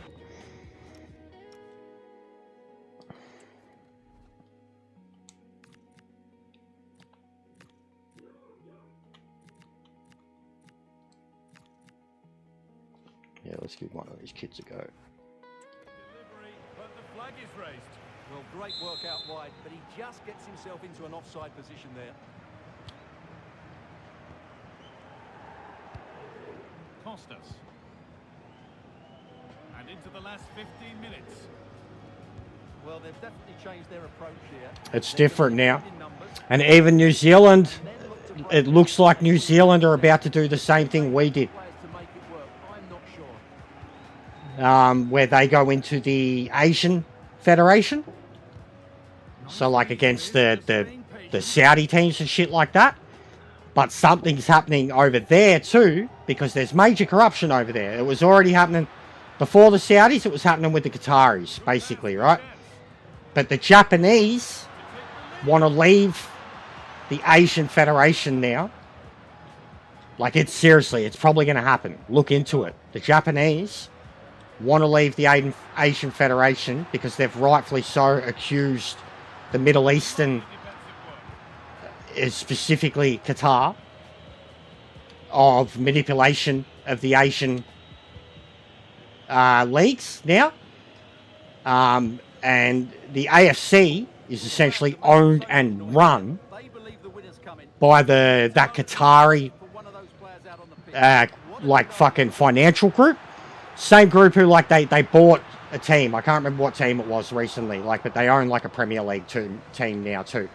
But the Qatari, like, so yeah, the Japanese, who have always been one of the powerhouses, absolute powerhouses of the Asian Football Federation, like, cause so even when we had to deal with them, you know what I mean? Like the league we were in now, like for so long, it became like Japan was our arch nemesis. And now, you know, you've got what the Middle Eastern teams are starting to do. Japan have had enough, and they've been very vocal.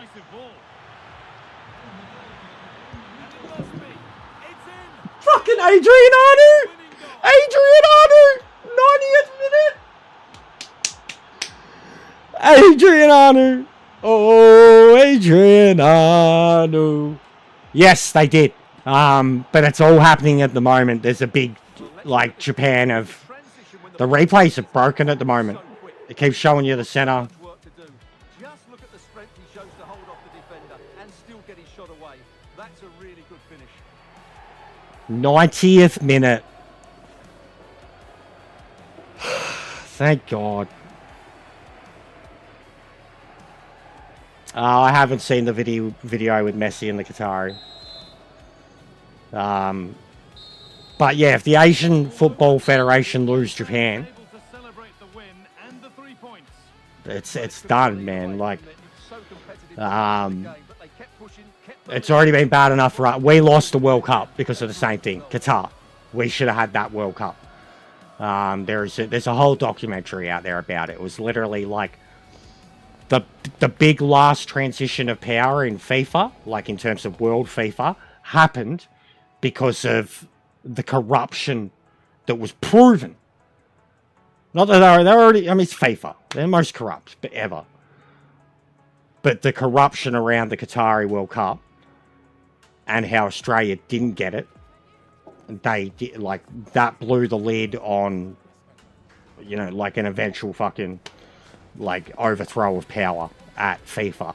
And that was, even back then, it was a European owned, manipulated and controlled manipulation. It was only the start. It was only the start of the Middle Eastern money manipulation thing. Like, you know what I mean? Because, like, look at the very next thing with Saudi Arabia and shit. So, like, but literally look into it. That Qatari World Cup, and that's what I mean. If Japan leave, like, in terms of the rest of that division, there's no hope for them, like, in terms of fairness And it's fucked too, because it's like, it's an international thing. So like manipulation on a league scale and, you know, wages and stuff like that, that can be thing. But like these dudes are literally like buying nationalization. You know what I mean? Like they're buying, like there's so many clubs now, like even in the game, the amount of free agents, like you start this game at the start, there's the amount of free agents that you can go through. And I think they're Qatari and like there's Brazilians there. Like they're not Qatar, they're Brazilian. And like that's happening too. So not only are they manipulating the draw, they're paying for players that aren't good enough to play for their own international side that, you know, were born and raised into. That's happening on an international level. Like it's happened in like sport like cricket. It's been happening in cricket for a really long time. Hate cricket, but it's happened in cricket forever. Like the people that weren't good enough for Australia or England or South Africa or vice versa. You know, there's been a few people that have picked and choose who they're going to play for and shit. And then it's happening a lot now with the English side because like they're trying to get a good Irish side now too. Like stuff like that, you know, like with cricket, it's happened for the longest time, but with football on the scale that it's happening and the regions that are guilty of it, it's so obvious. Like it's bad.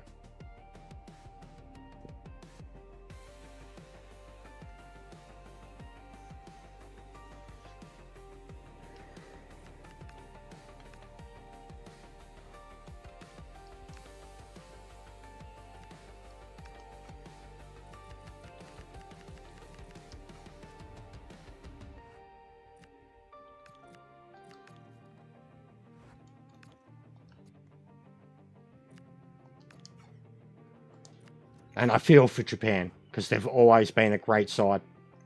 Like, and they're another side that were treated exactly like us, where they, you know, they were just this scrappy, a side that was always considered playing too tough. Like, they're a side that's had that, like, football's not their thing. Never has been their thing, but they've always produced talent. They've always produced good footballers. No worries, Andres. You're a legend, man. Thanks for hanging out.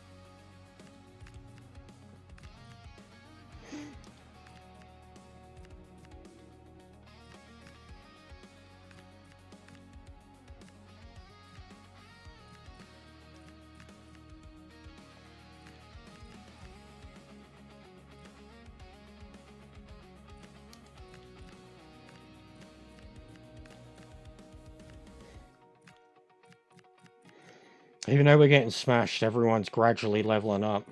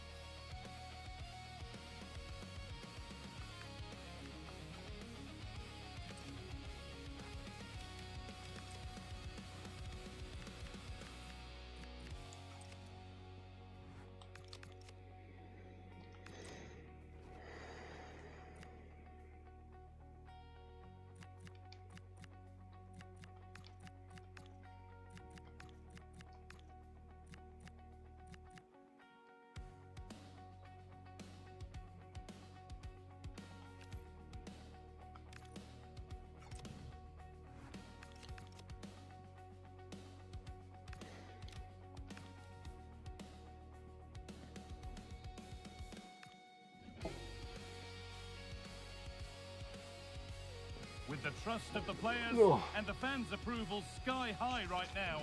This manager clearly has won the hearts of everyone at the football club.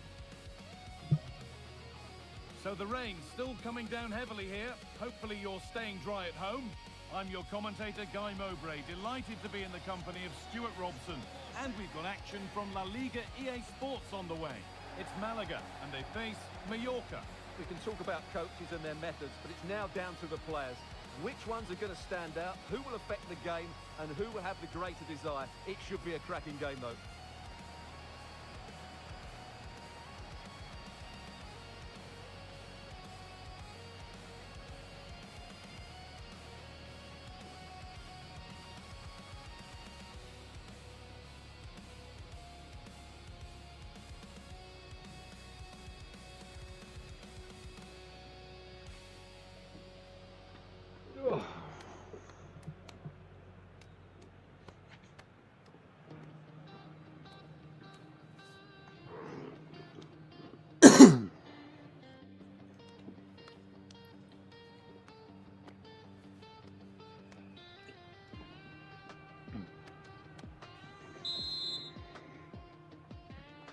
Off we go then, the first kick of the game.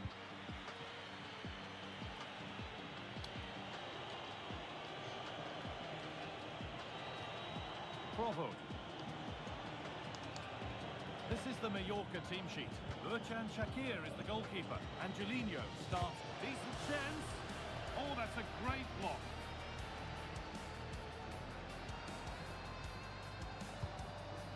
There's a bit of belief in this move.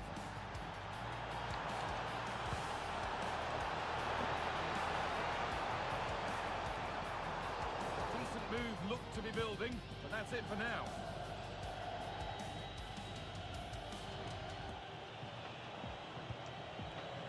Andre Silva. Bravo. Well read to gain possession, and nothing at the end other than keeper's ball.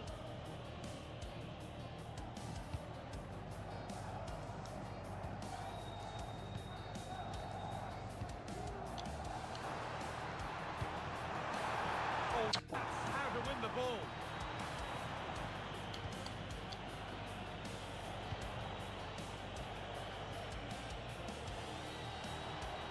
Looking good. What next?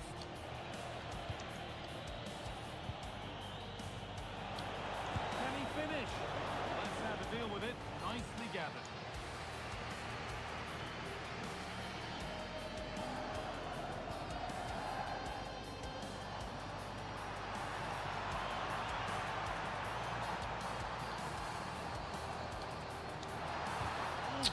Oh, referee. Deception there, wasn't it?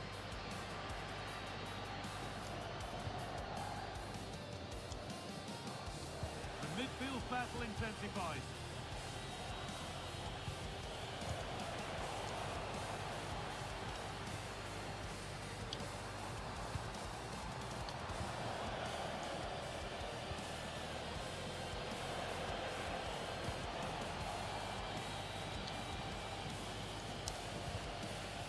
They need to be better on the ball than that.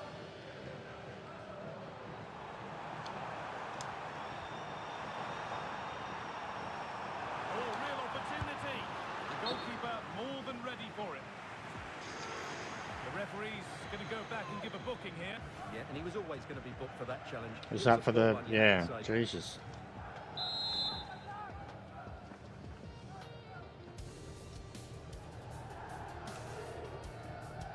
It's put into the middle. Promising passage of play, but it's come to nothing. For the lead now. It's a big miss, but it wouldn't have counted.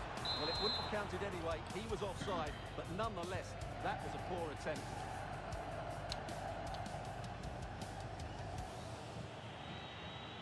Bravo.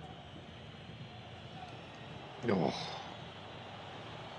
This is a positive-looking move. But not the end result they wanted from an encouraging position. Opportunity here, taken without any trouble.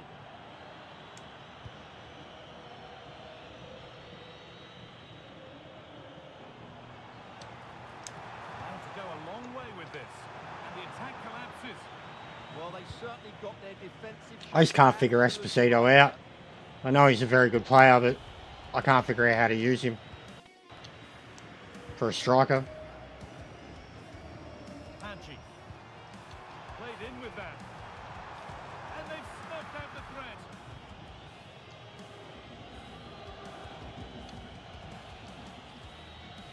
Manu Molanes.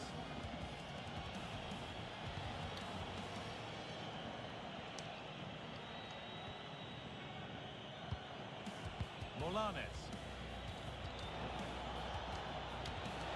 Andre Silva. A vital block. Lucas Provost. They've come away with the ball.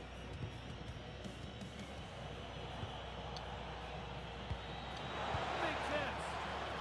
And the keeper reads it well and saves.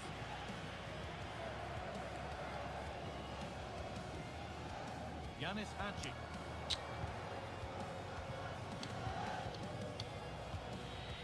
Well, the visitors very much dictated the tempo over the last 15 minutes or so and created a hatful of chances. But when you're enjoying that amount of possession, you need to make it count. And that's how to play it through. And that's straightforward, a tepid effort. Well, the finish just lacked quality. Should have scored, really. In the right position to cut out the pass.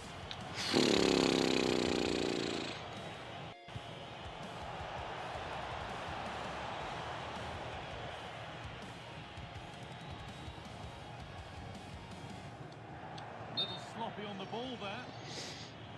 Oh, late pass or slow getting back. Offside either way. Well, he should have realised that was going to be offside.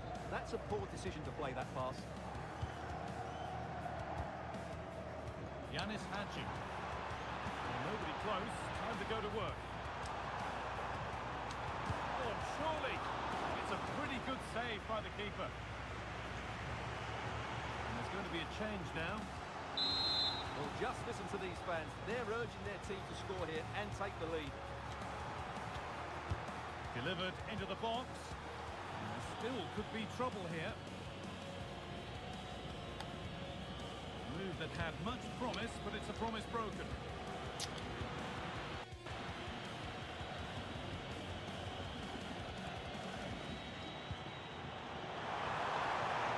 Yes! Yes! Big ups, J-Dog.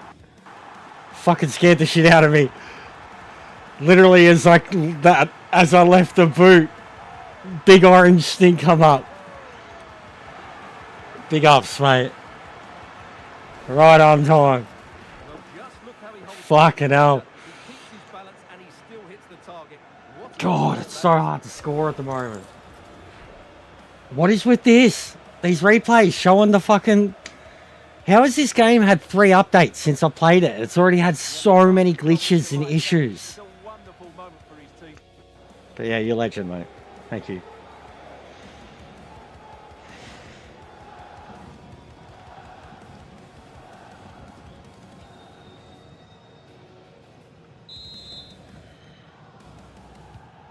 So it's 1-0 as the game restarts.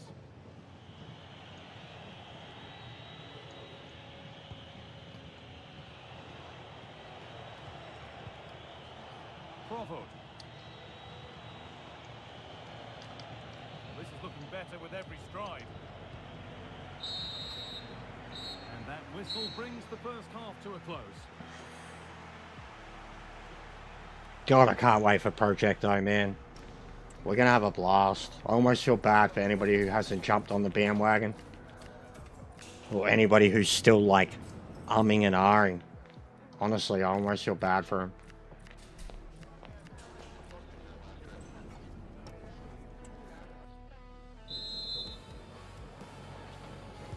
We're back in business. 1 half down, 1 to go.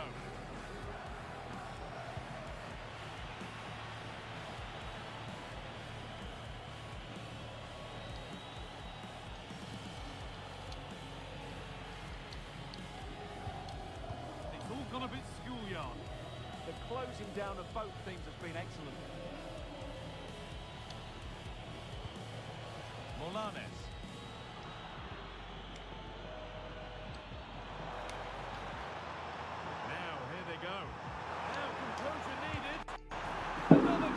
Let's go! That tightens their grip on Esposito. It's about time, mate.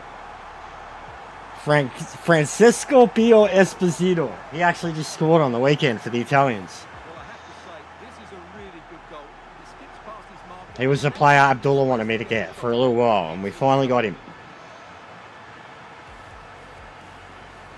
Esposito.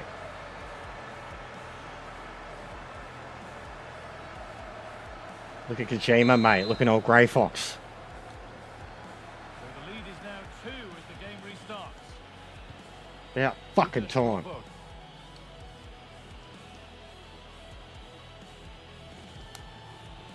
Turnaround in possession, excellent positioning. Bravo.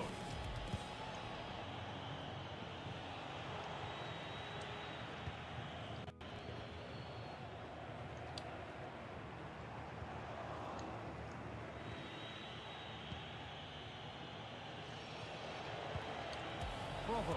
Now he's in. Oh, good block. Still not clear. Still under threat here. Road to goal has ended up being a road to nowhere.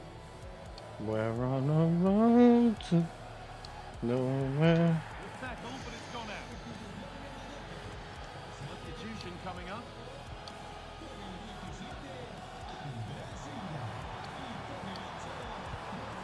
Promising looking ball. This could be. Still a chance, but it's there now, and questions will be asked of the goalkeeper. That's hilarious.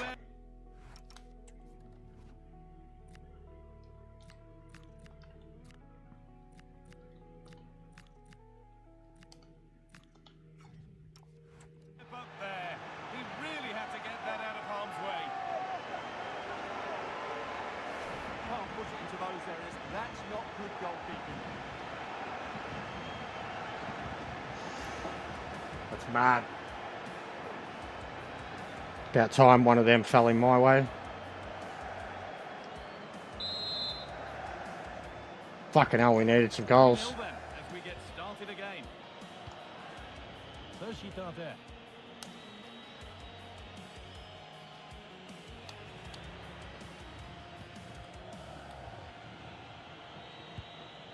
Vedat Moriki. He's beaten his man here. And the goalkeeper gathers the ball in easily.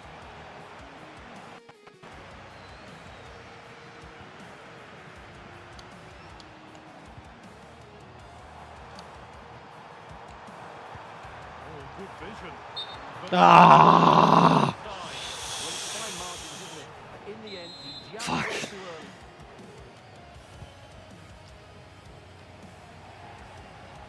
switched on and ready to intercept there. Good positioning to win the ball back there. Oh, maybe a bit of space now. Oh, that's a great block.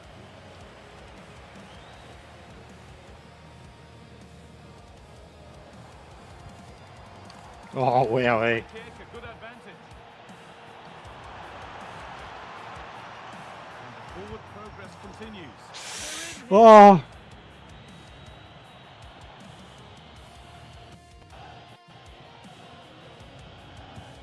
Intercepted with ease.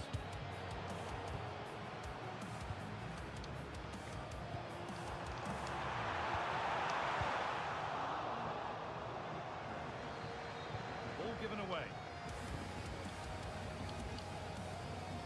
And the attack is over.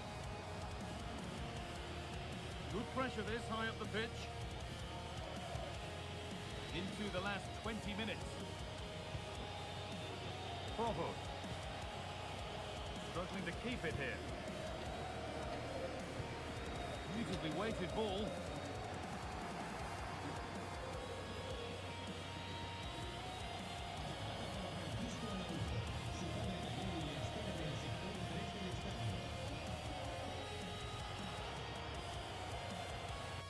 And that one is got away.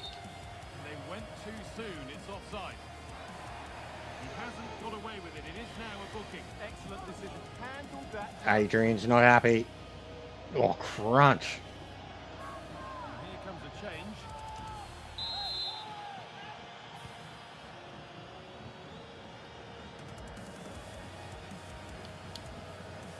Ah, you fucking fool. Mind there.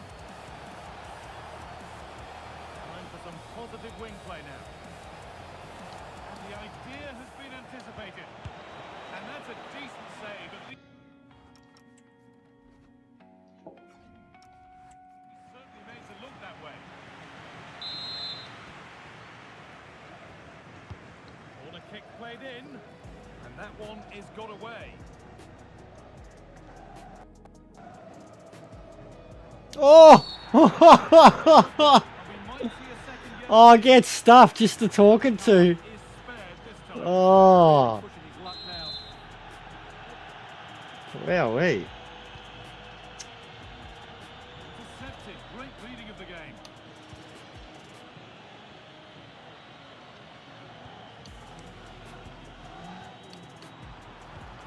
Pass played through perfectly.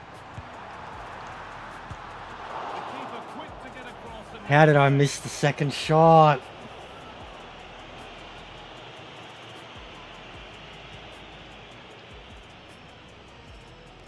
to the final 10 minutes.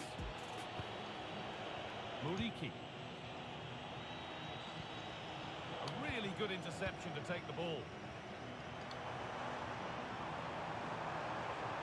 Drifting into a useful position here. Great defending.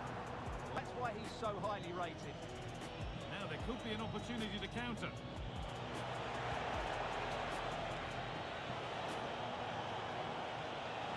Good cross into the middle. Goalkeeper has that and keeps it in his grasp.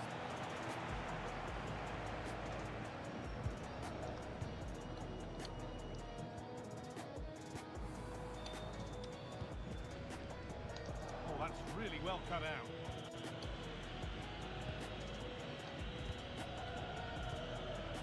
Dallo.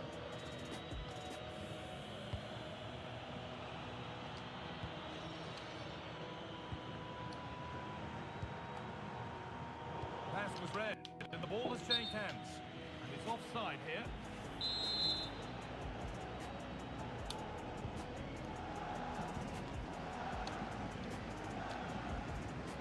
Oh, Adrian. Real chance.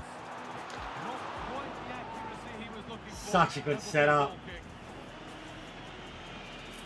Fucking hell, it should have been in. Oh well, good win. We needed it.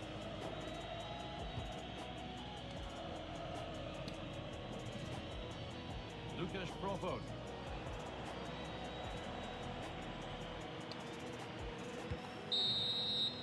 And the game comes to an end with the home fans in positive mood. Needed It's that. the win they came to see. Well, it was a very assured performance, wasn't it? I was particularly That's 2 in a row.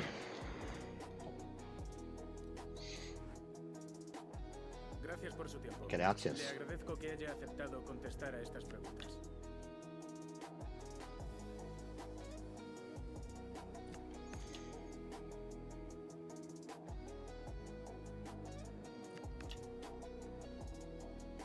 Gracias otra vez.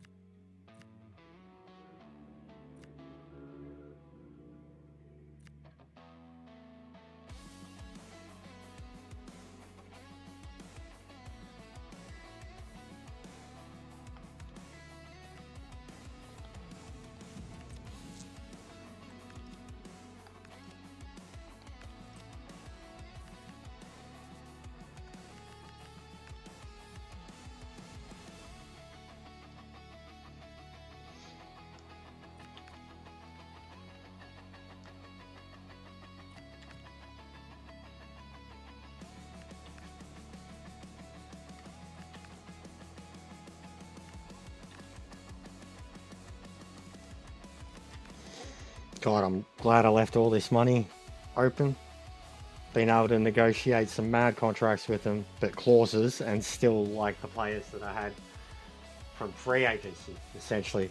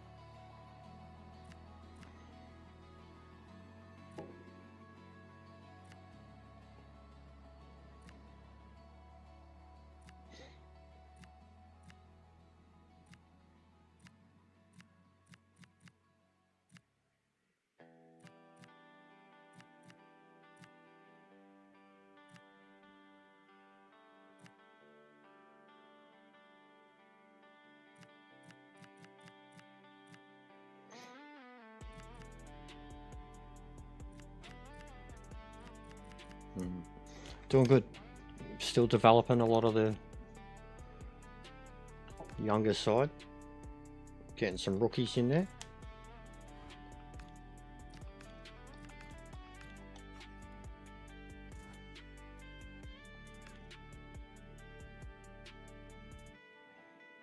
And finally getting some results and goals on the board.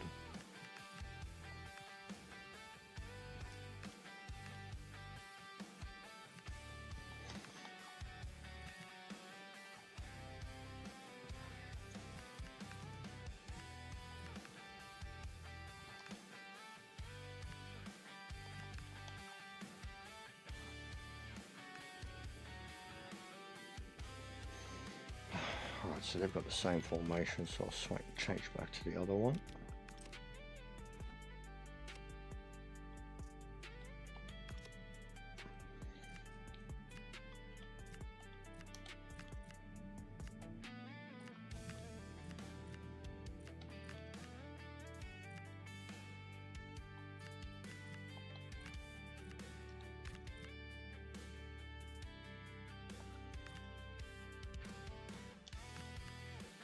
Start the kit.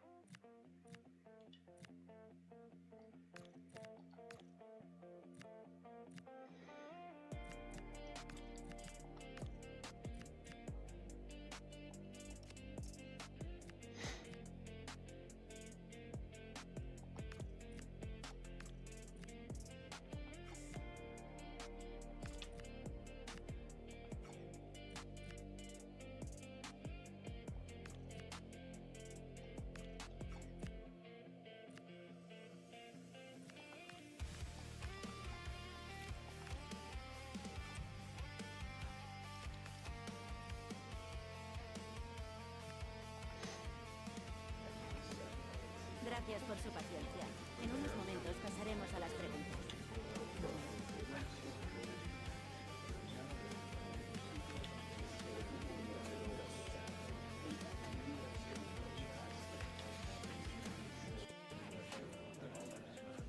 Y con esto termina la...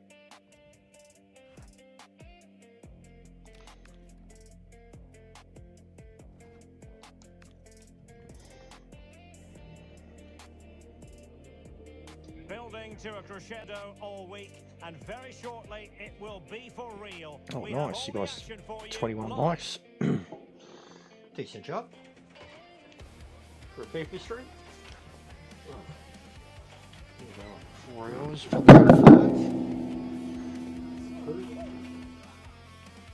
Hello and welcome. We find ourselves today here at the Coliseum on the outskirts of Madrid. I'm Derek Ray in the commentary position, and I'm joined for analysis by Stuart Robson. And coming up, pulsating action from La Liga EA Sports. It's Getafe versus Malaga. Well, as is always the case, both teams will look to control the centre of the pitch. Whichever can do that will dominate possession and probably the game. This is going to be key, I think, today.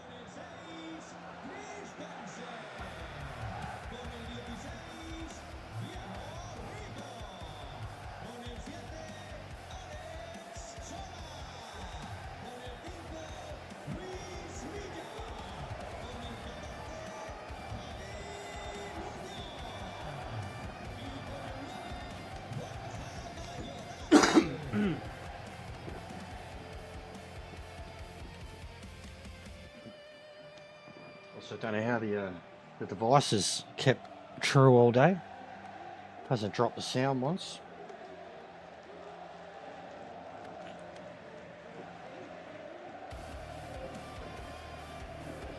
The initial 11 then. But yeah, it's been good to be back into it. It's taken me a while gameplay-wise, which I knew it would. But I was always going to continue. I mean, I still have at least one more other playthrough planned. Still a lot more potential in these leagues and what we're doing. And this playthrough, especially the way it's going at the moment, it will be a rough one, you know. Another full season at least. If we can get middle of the table and get Europe, which we're going to have to push to in the second half of the season, be perfect. Get like a conference or Europa, be perfect. But I doubt we'll even finish that high. But a full season of getting pummeled, the kids will be all the better for it. And all the free agent dudes, we've got them locked in on mad clauses. We'll lose a lot of them, a couple of $100 million. But kids, it's all about the kids, and we're still going to have them coming through no matter what. Might take a season, like the Accrington job. For Malaga, it really was a fine performance and a magnificent result in the last game against Yeah, like the Accrington job, getting to Premier League, and then the Accrington job, because it's why it went so long, became about actually fucking assembling a team of superstars. Like it had to become. Oh, what a block! Oh, mate, we are under the pump. He's just kept his team level here after such a poor mistake. Perfect challenge. It was pretty good. Find the right pass.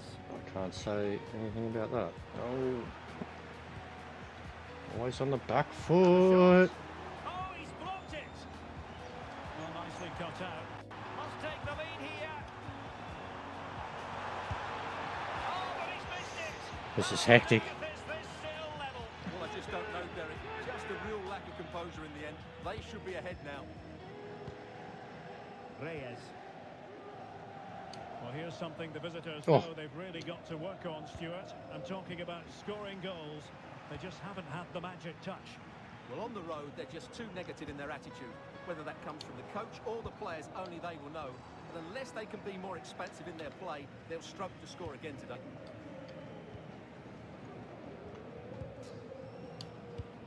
Good work from Getafe to win it back. That's a good-looking pass.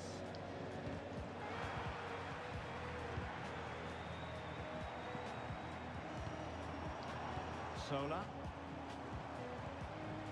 Javi Munoz. Interesting pass. And defensive play to be applauded.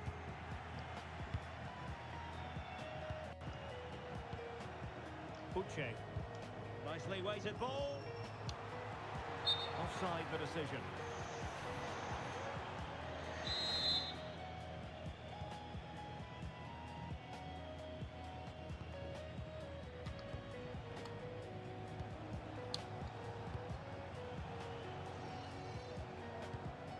And the defensive intervention there.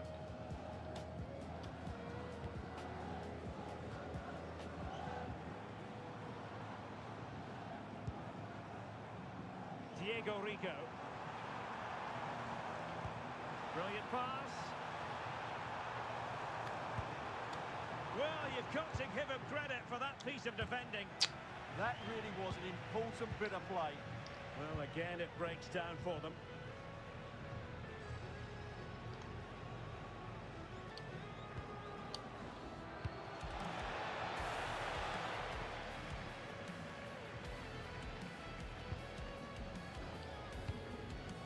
Luis Milla. Javi Munoz. It's with Luis Milla. Good through ball. How can they open up the defence here?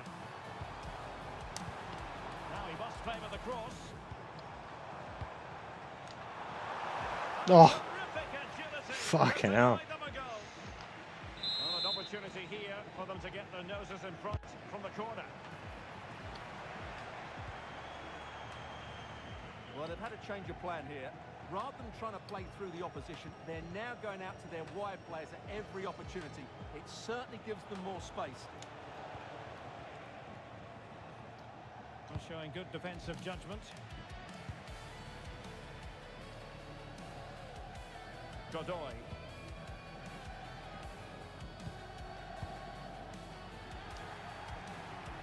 And credit due, a good intervention.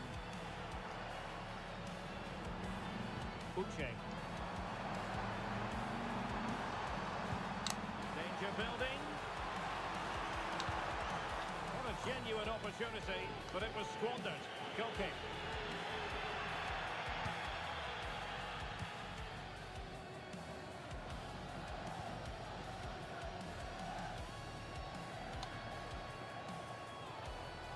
Well, they're moving it around with real purpose here. But it fizzles out thanks to that piece of defending.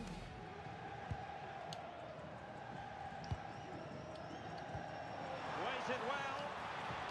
Nice looking move. Palmed away by the keeper.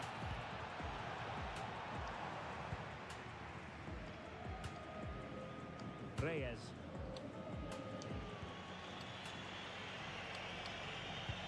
Trying to open them up.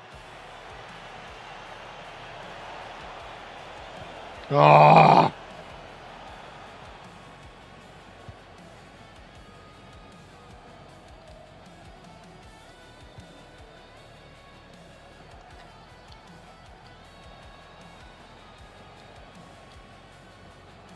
Now opening things up.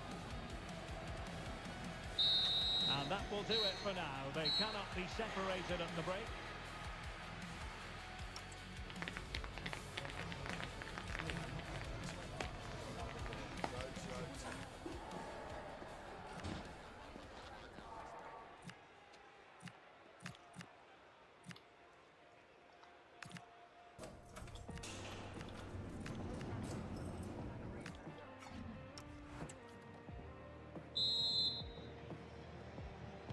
So off and running again, and I must say I hope the first half was simply a warm-up act for what is to come.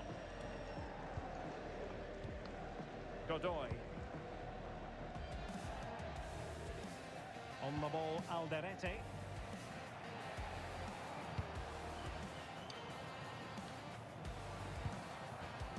Well read to ease the pressure.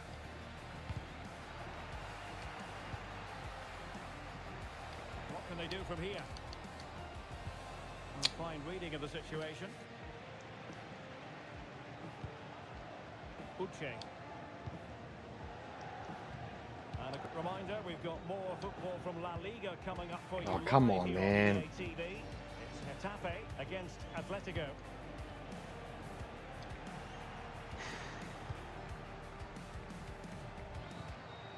Borja Mayoral. Javi Munoz.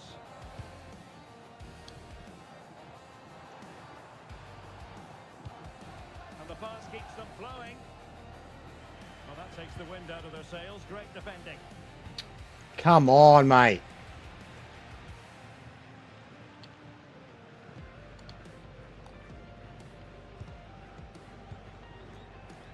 And the pass deftly cut out.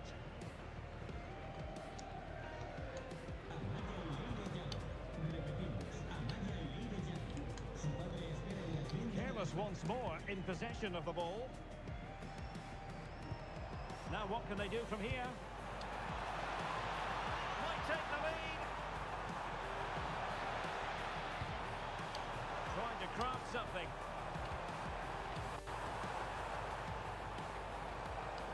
Chance here. Determined defending.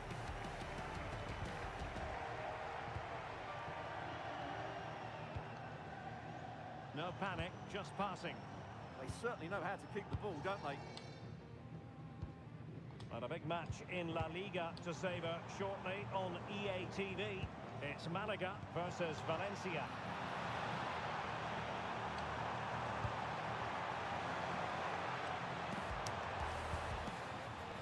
A chance to whip it in.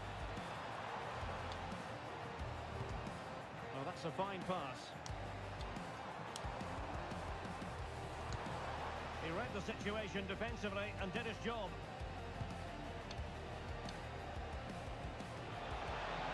Can't give him too much space. Must take the lead here. Oh, my God. Under duress there.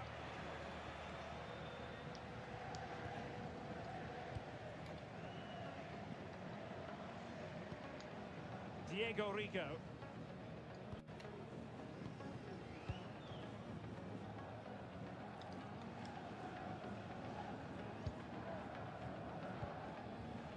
Well, they're showing a completely different approach to this game here.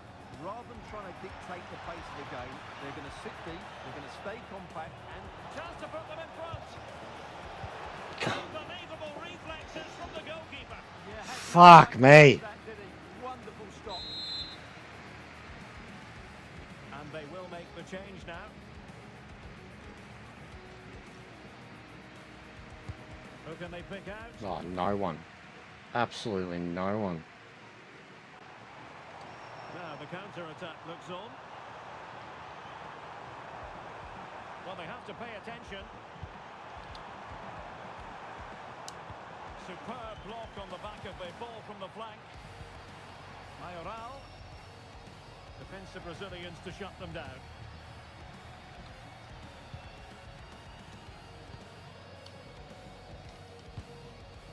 Attack looks promising. And credit due, a good intervention.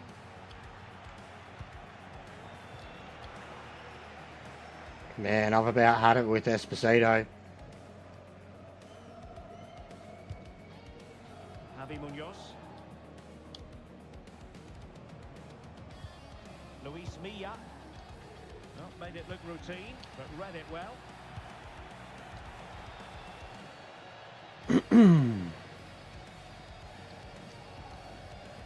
Luis Milla. Will there be late excitement? It's with Luis Milla. Delightful passing. Uche.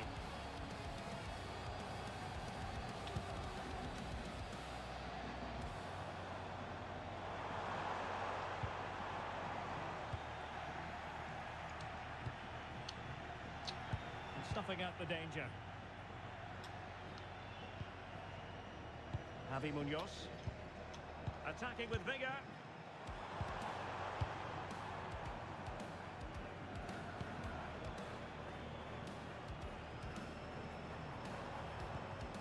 And snuffed out the danger immediately. chance maybe to use their counter-attacking ability to good effect. Well, they need to get bodies back. Oh, mate. You are so fucking slow. You need fucking subs, man. Well, they're certainly thinking about a winner. Can they forge ahead?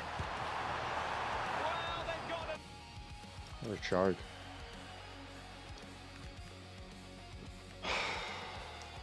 Fucking, this Esposito's killing me. He's not doing a fucking thing. You couldn't ask for a better opportunity. I just can't see them getting another one now. It's with Rojas. And just 1 minute Oh, come on. time added on for stoppages. Oh, fucking, that was it. That was it. That was the play. And that is that. Full time here. And the two teams couldn't be separated. What did you make of Well, the they didn't score against us. Well, we were concerned before the game that goals... Woeful.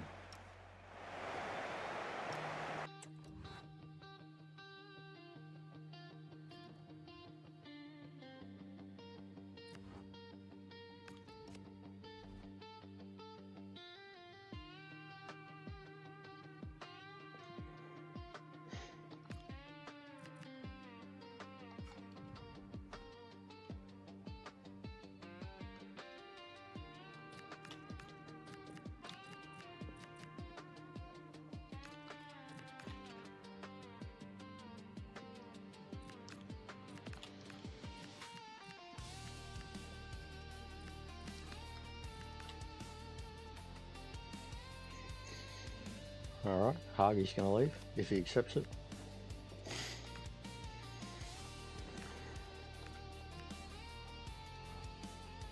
He's another one who's just a bit too slow for us.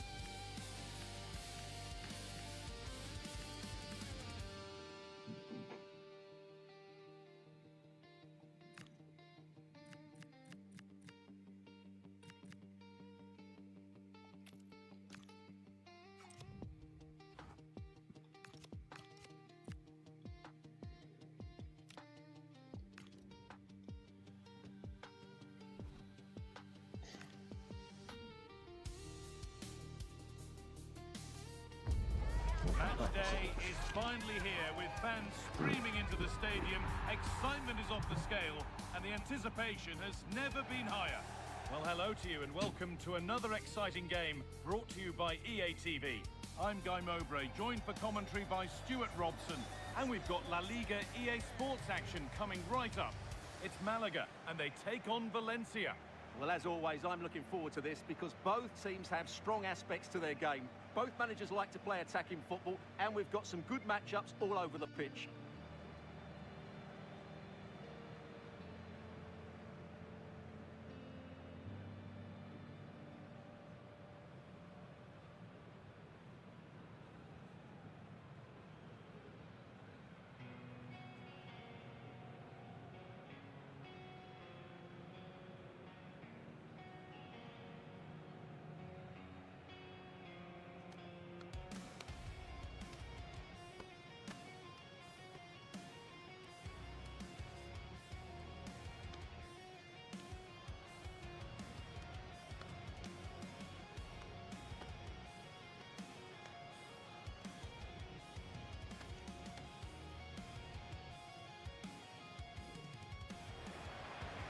how Malaga line up?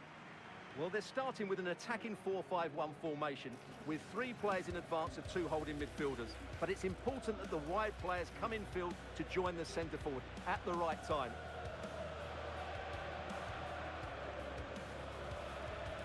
Here's the Valencia team sheet.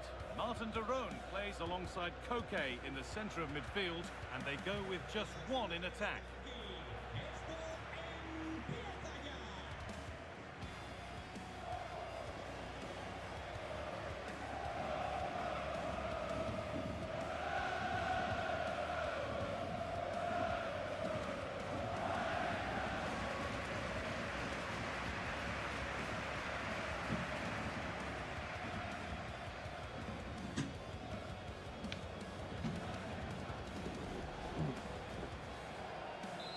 Right. I'm gonna be done after this one. Off we go then, the first kick of the game. The weather is so much better in Spain, and the grounds that you play on, like just the way the actual surface of the ground looks, I so prefer it over some of the other ones I've played at Germany and then League 2. Just nice and clear, nice, colourful.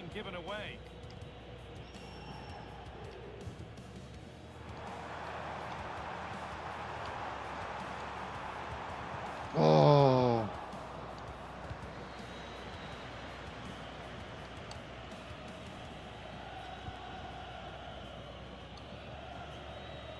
Andre Almeida. Lovely ball, this could lead to something. Nice possession. But unable to find the killer pass in the end.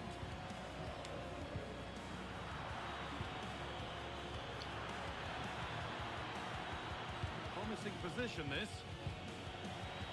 Needs to go in front. Now, this might be promising. Put into the box. It was hit. Oh. How unlucky can you get? Well, he hits it really well. It's The a good doink connection. that made off the par. Target. It was violent.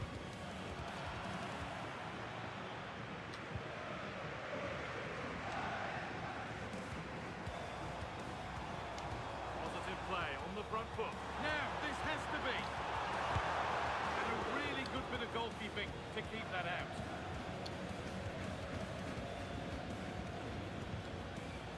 Martin de Roon.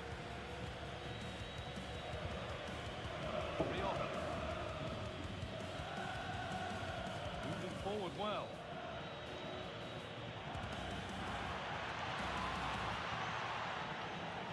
Just lacked a little concentration there and behind it. Yeah. Fuck this. I'm done. 2-0. I'll take it. I'll take it. Alright, save it there. Who's on? But yeah, thanks for the chats today, guys. It's been mad. The last few times coming back, I had kind of had anxiety about it, about having to catch up with heaps of people and say shit over and over again and such. What do we got? Oh, Bear's playing COD. You can go check him out. It's the new COD. Give a big ups to Bear. But yeah, we'll be back with more of it tomorrow, and I'll be back with something else later on tonight. Probably. I think I might try WRC later on. But yeah, thanks for watching, dudes. Have a mad night.